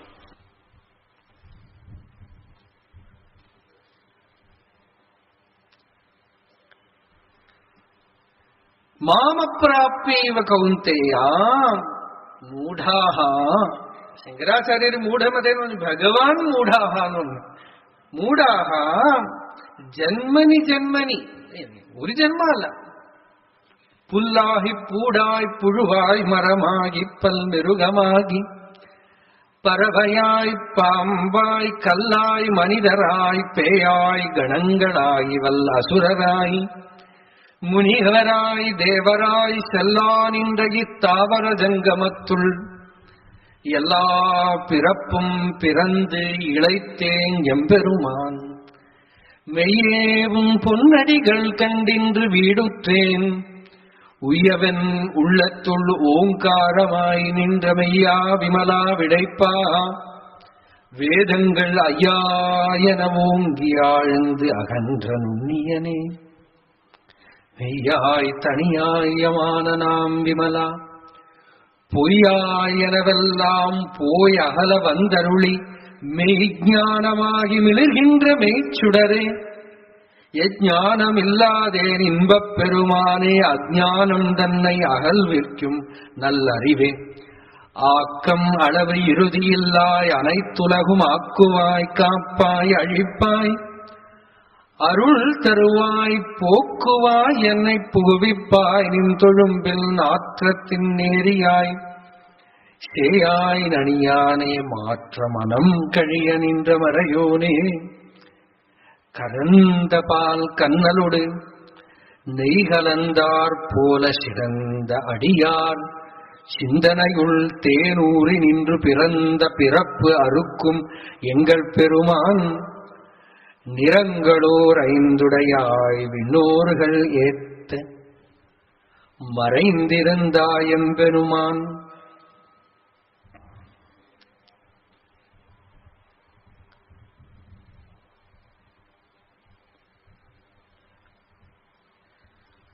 ആസുരീനി യോനി ആപന്ന.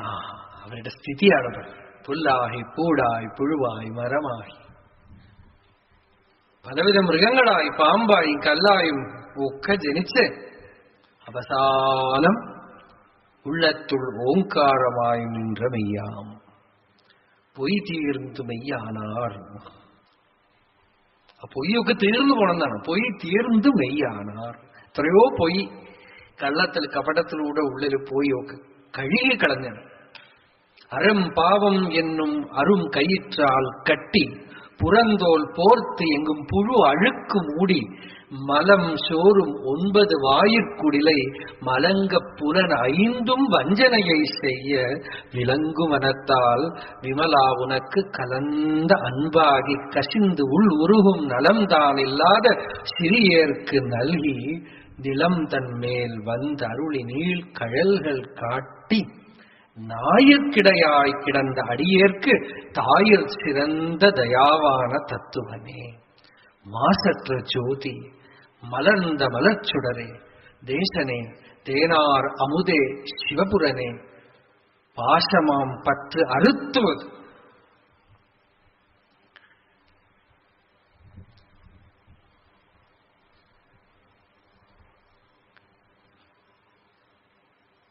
ശരീരത്തിൽ ജയിലാണ്. അരം പാവം എന്നും അറും കയറ്റാൽ കെട്ടി. ധർമ്മം അധർമ്മം പുണ്യം പാപം കയറാണത്ര കെട്ടിയിട്ടു. പുറം തോൽ മൂടി പുഴു അഴുക്ക് ഒക്കെ ചളി പുരണ്ട് കിടക്കാം. 9 വായുർക്കുടിൽ മലം ചോറും 9 വായു. 9 ദ്വാരങ്ങളുടെയും മലം ഓരോ വിധത്തില് കണ്ണിലൂടെയും ചെവിയിലൂടെയും ഒക്കെ എത്ര ചളിയാ വരണല്ലേ. 5 ഇന്ദ്രിയങ്ങളും വഞ്ചനയെ ചെയ്യ. 5 ഇന്ദ്രിയങ്ങളും പറ്റിക്കുകയാണെന്നാണ്. വിലങ്ക് മനത്താൽ, ഈ മനസ്സൊരു മൃഗം, ഒരു കുരങ്ങ്. സത്യത്തിനെ വിളക്കാനും അതിന് കഴിയും, പക്ഷെ അത് ചെയ്യില്ല. കലന്ത അൻപാകി കഷിന്ത് ഉൾവുറുകും നലം താനില്ലാതെ. ഹൃദയത്തില് ആ പ്രേമം ഭഗവത് ഭക്തി വന്ന് ഉരുകി ഉരുകി ഭഗവത് ധ്യാനം ചെയ്യാനുള്ള വഴി അറിയാത്ത ആളുകൾക്ക് നിലം തന്മേൽ വന്ന് ഈശ്വരൻ കരുണ കൊണ്ട് എന്ത് ചെയ്തു വെച്ചാൽ ഭൂമിയിൽ വന്നു എന്നാണ്. നീൽക്കഴൽകൾ കാട്ടി തൻ പാദത്തിനെ കാണിച്ചു. നീൽക്കഴൽകൾ കാട്ടി അനുഗ്രഹം ചെയ്തു, കൃപ ചെയ്തു എന്നർത്ഥം. കൃപ ചെയ്ത് അനുഗ്രഹിച്ചിട്ടില്ലെങ്കിൽ ഈ പിടിയുടെ ഉള്ളിൽ നിന്ന് എങ്ങനെ പുറത്തു വരും? ഈ നരക അശുചവും നോക്കുമ്പോ ഭഗവാൻ പറഞ്ഞു, ഇതിനകത്ത് പെട്ടിപ്പ് എങ്ങനെ പുറത്തു വരും? അധമാം ഗതി.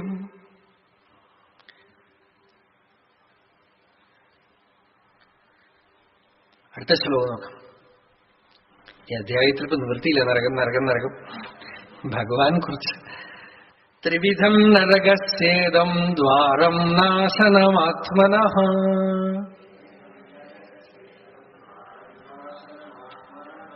ഇവിടെ കൃഷ്ണൻ ക്രിസ്ത്യനായിട്ട് മാറി. ഇത്ര നരകാണ് പറയണത്. ത്രിവിധം നരകസ്യേദം ദ്വാരം നാശനമാത്മനഃ.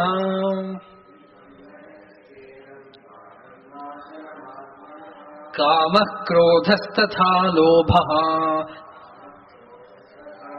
തസ്മാദേതത്രയം ത്യജേത്. നരകത്തിലേക്ക് 3 ഗേറ്റ് ഉണ്ട് അർജുന. ത്രിവിധം ദ്വാരം.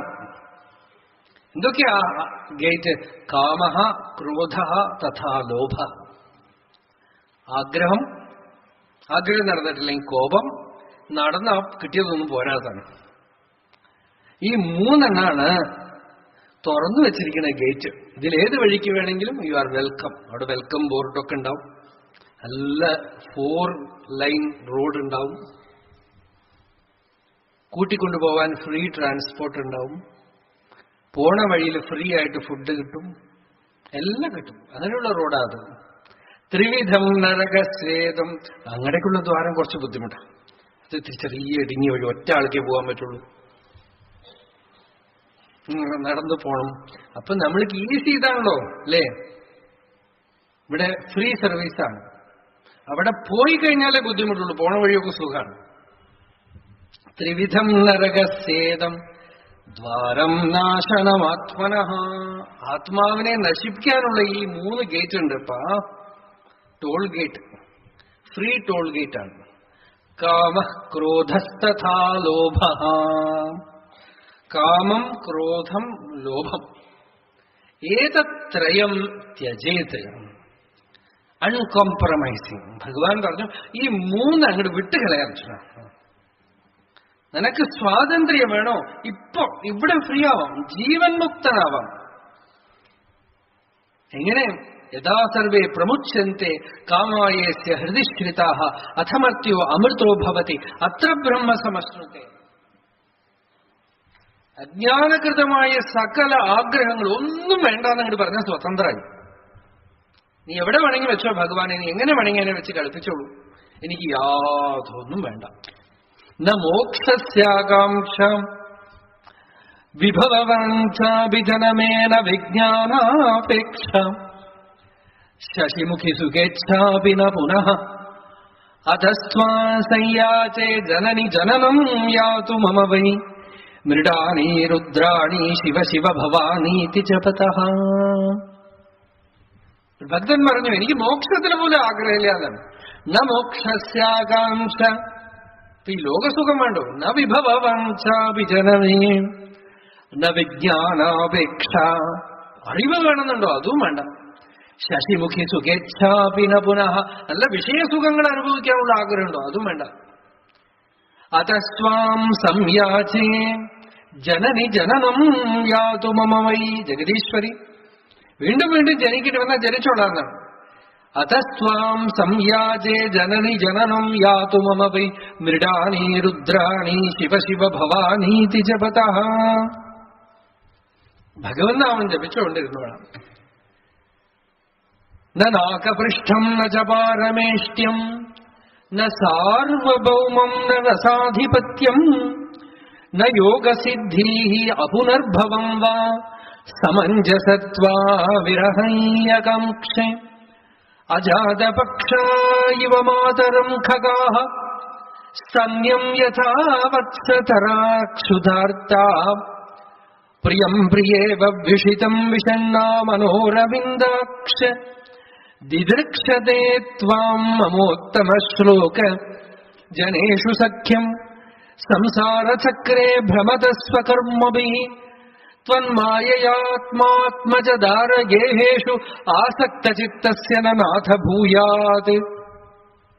അഹം ഹരേ തവ പാദൈകമൂലദാസാനുദാസോ ഭവിതാസ്മി ഭൂയാ മനസ്മരേത് അശുഭതേഃ ഗുണാംസ്തേ ഗൃണീത വാക് കർമ്മ കരോതു കായഃ. ഭാഗവതത്തിൽ വൃത്രസ്തുതിയാണ്. വൃത്രൻ പറഞ്ഞു, ഞാൻ ഭഗവാന്റെ ദാസനായിട്ടിരുന്നോളാം, കൈ പണിയെടുത്തോട്ടെ, ശരീരം ജോലി ചെയ്തോണ്ടേയിരുന്നോളാം. പൂജ ചെയ്യാന്ന് പോലും പറഞ്ഞില്ല. കരോതു കായഃ, കർമ്മ കരോത്തു. എന്ത് പണിയാ തലയിലെടുത്ത് പ്രാരബ്ധം, എന്ത് ചുമടെടുക്കണോ എടുക്കാം, വയലത്ത് പണിയെടുക്കണോ പണിയെടുക്കാം, അടുക്കള പണിയെടുക്കണോ പണിയെടുക്കാം, പണിയെടുത്തോണ്ടേ ഇരുന്നോളാം. പക്ഷെ ഉള്ളിലൊന്നുണ്ട്, അഹം തവ ദാസാനുദാസോ ഭവിതാസ്മി ഭൂയ. മനസ്സ് സദാ ഭഗവത് സ്മരണയിലിരിക്കും.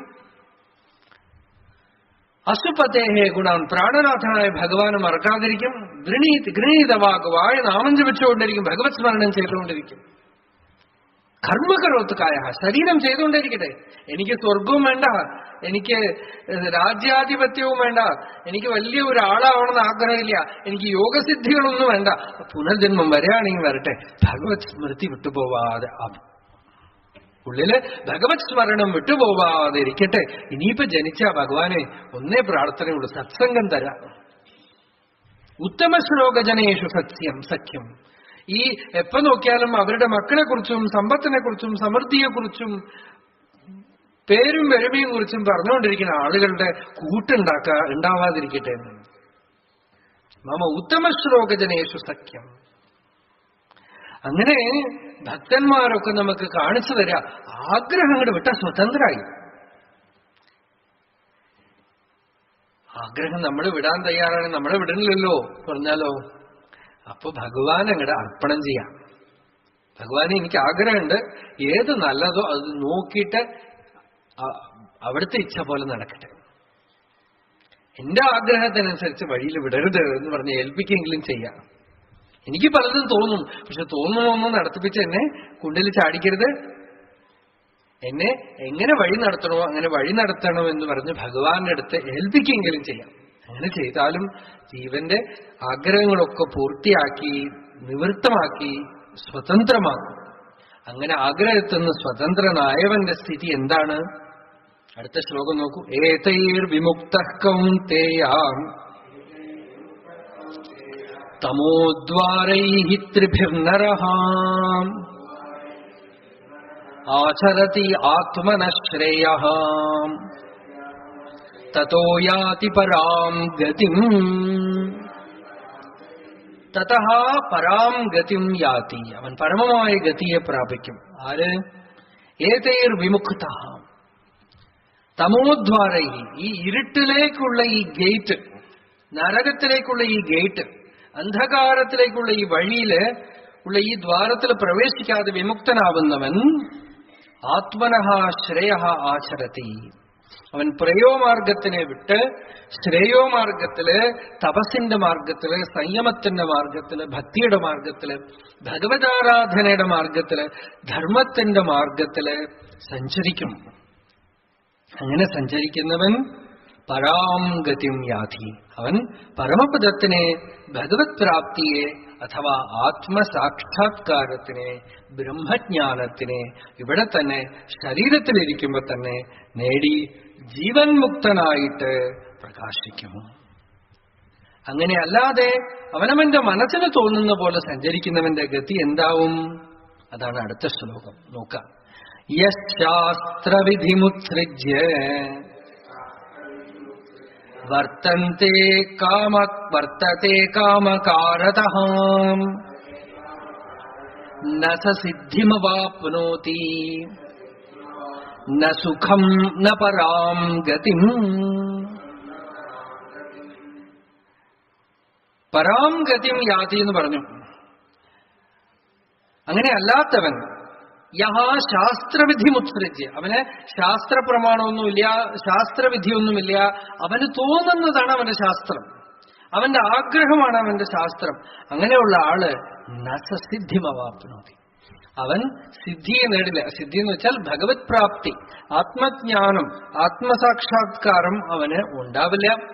അതുമാത്രമല്ല നസുഖം, അവന് ഇവിടെയും ക്ഷേമമില്ല, പരവുമില്ല. ഇവിടെ തന്നെ അയാൾക്കൊരു അയം ലോകോ നാസ്തി, ഈ ലോകവുമില്ല പരലോകവുമില്ല, ന പരാം ഗതിം. അതുകൊണ്ട് ഹേ അർജുന, ശാസ്ത്രമാണ് പരമപ്രമാണം. ശാസ്ത്രവിധിയെ ആശ്രയിച്ചുകൊണ്ട് വേണം ജീവിക്കാൻ. നമുക്ക് ചിത്തശുദ്ധിക്കും ഭഗവത് പ്രാപ്തിക്കും നമ്മളെ ശുദ്ധമാക്കാനും ഒക്കെ ശാസ്ത്രപ്രമാണത്തിനെ അംഗീകരിച്ചുകൊണ്ട് വേണം ജീവിക്കാൻ. ആ ശാസ്ത്രപ്രമാണത്തിനെ അംഗീകരിച്ചുകൊണ്ട് ജീവിച്ചാൽ സിദ്ധിമാപ്നോതി, സുഖം ച ആപ്നോതി, പരാം ഗതിം ച ആപ്നോതി.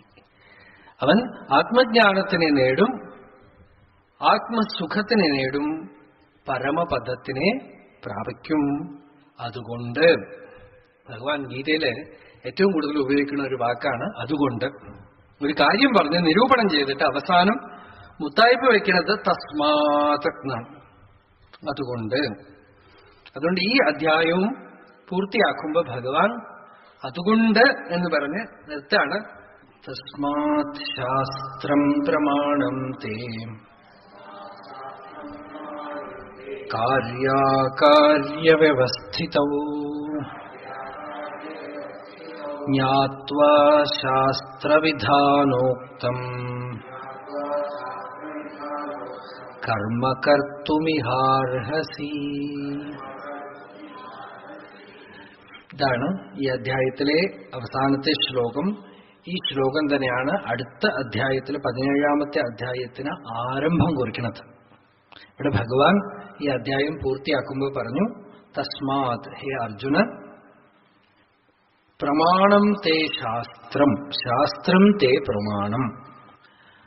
കാര്യം ചെയ്യുന്നതിൽ, കർമ്മം ചെയ്യുന്നതിൽ മനസ്സിന്റെ ഇഷ്ടം, മനസ്സിന്റെ ഇഷ്ടാനിഷ്ടമല്ല പ്രമാണം, ശാസ്ത്രമാണ് പ്രമാണം. ശാസ്ത്രം പറയണതനുസരിച്ച് അറിഞ്ഞിട്ട് ശാസ്ത്രം എങ്ങനെ കർമ്മം ചെയ്യണമെന്ന് പറയണമോ അതിൽ ശരി തെറ്റ് ഒന്നും നോക്കാതെ കർമ്മ കർത്തുമിഹാർഹസി. എന്താന്ന് വെച്ചാൽ ശാസ്ത്രം അതിനറിയാം. നമ്മളെ കൊണ്ട് പറയിപ്പിക്കുമ്പോൾ ശാസ്ത്രത്തിന് ഒരു ഉദ്ദേശമില്ല, നിങ്ങൾക്ക് ശ്രേയസ് വരണം, നല്ലത് വരണം എന്നുള്ള ഉദ്ദേശമേ ഉള്ളൂ. അതും കൊണ്ട് ശാസ്ത്രം പറയുമ്പോൾ അതിൽ ബുദ്ധി ഉപയോഗിക്കാതെ ശരണാഗതി ചെയ്ത് ശാസ്ത്രം പറഞ്ഞതിനെ അനുസരിക്കുക എന്നാണ് ഭഗവാൻ പറയുന്നത്. എന്നുവെച്ചാൽ ബുദ്ധി ഉപയോഗിക്കുന്നത് എതുവരയ്ക്ക് വേണമെന്ന് വെച്ചാൽ, നിങ്ങള് ഒരു ഡോക്ടറുടെ അടുത്ത് പോകുമ്പോൾ ഈ ഡോക്ടർ MBBS ആണോ MD ആണോ അറിയണവരെ you will use your brain. അത് കഴിഞ്ഞിട്ട് ഡോക്ടറുടെ അടുത്ത് പോയാൽ സർജറി എങ്ങനെ ചെയ്യണം നിങ്ങൾ പറയുമോ ഡോക്ടറുടെ അടുത്ത്? പിന്നെ അങ്ങടെ അൺകണ്ടീഷണൽ ആയിട്ട് എഴുതി ഒപ്പിട്ട് കൊടുക്കുകയാണ് അല്ലേ? അപ്പൊ ഇന്റലക്ട് ഹാസ് ഇറ്റ്സ് ലിമിറ്റേഷൻ. അത് ശാസ്ത്രം ഈശ്വരകൽപ്പരായ മഹാത്മാക്കളുടെ അടുത്ത് നിന്ന് വന്നിരിക്കണു എന്ന് അറിയണവരെ ഉപയോഗിച്ചോളാം. അറിഞ്ഞു കഴിഞ്ഞാൽ പ്രമാണം തേ അനുശാസനം, ഏതദനുശാസനം ഏവമുപാസിതവ്യം ഏവം ഉചൈതദുപാസ്യം. ഇങ്ങനെയാണ് അനുശാസിക്കുക. ഇങ്ങനെ നീ അനുസരിച്ചേ മതിയാവൂ.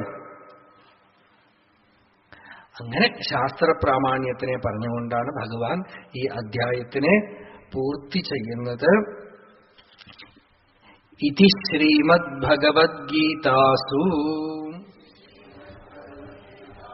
ഉപനിഷത്സു ബ്രഹ്മവിദ്യായാം യോഗശാസ്ത്രേ ശ്രീകൃഷ്ണാർജുനസംവാദേ ദേവാസുരസമ്പദ്വിഭാഗയോഗോ നാമ ഷോഡശോധ്യായഃ. ഇങ്ങനെ 16-ാമത്തെ അധ്യായത്തിനെ നമ്മള് ഭഗവത് സമർപ്പണം ചെയ്യാണ്. അരുണാചല ശിവ അരുണാചല ശിവ അരുണാചല ശിവ അരുണാചല അരുണാചല ശിവ അരുണാചല ശിവ അരുണാചല ശിവ അരുണാചല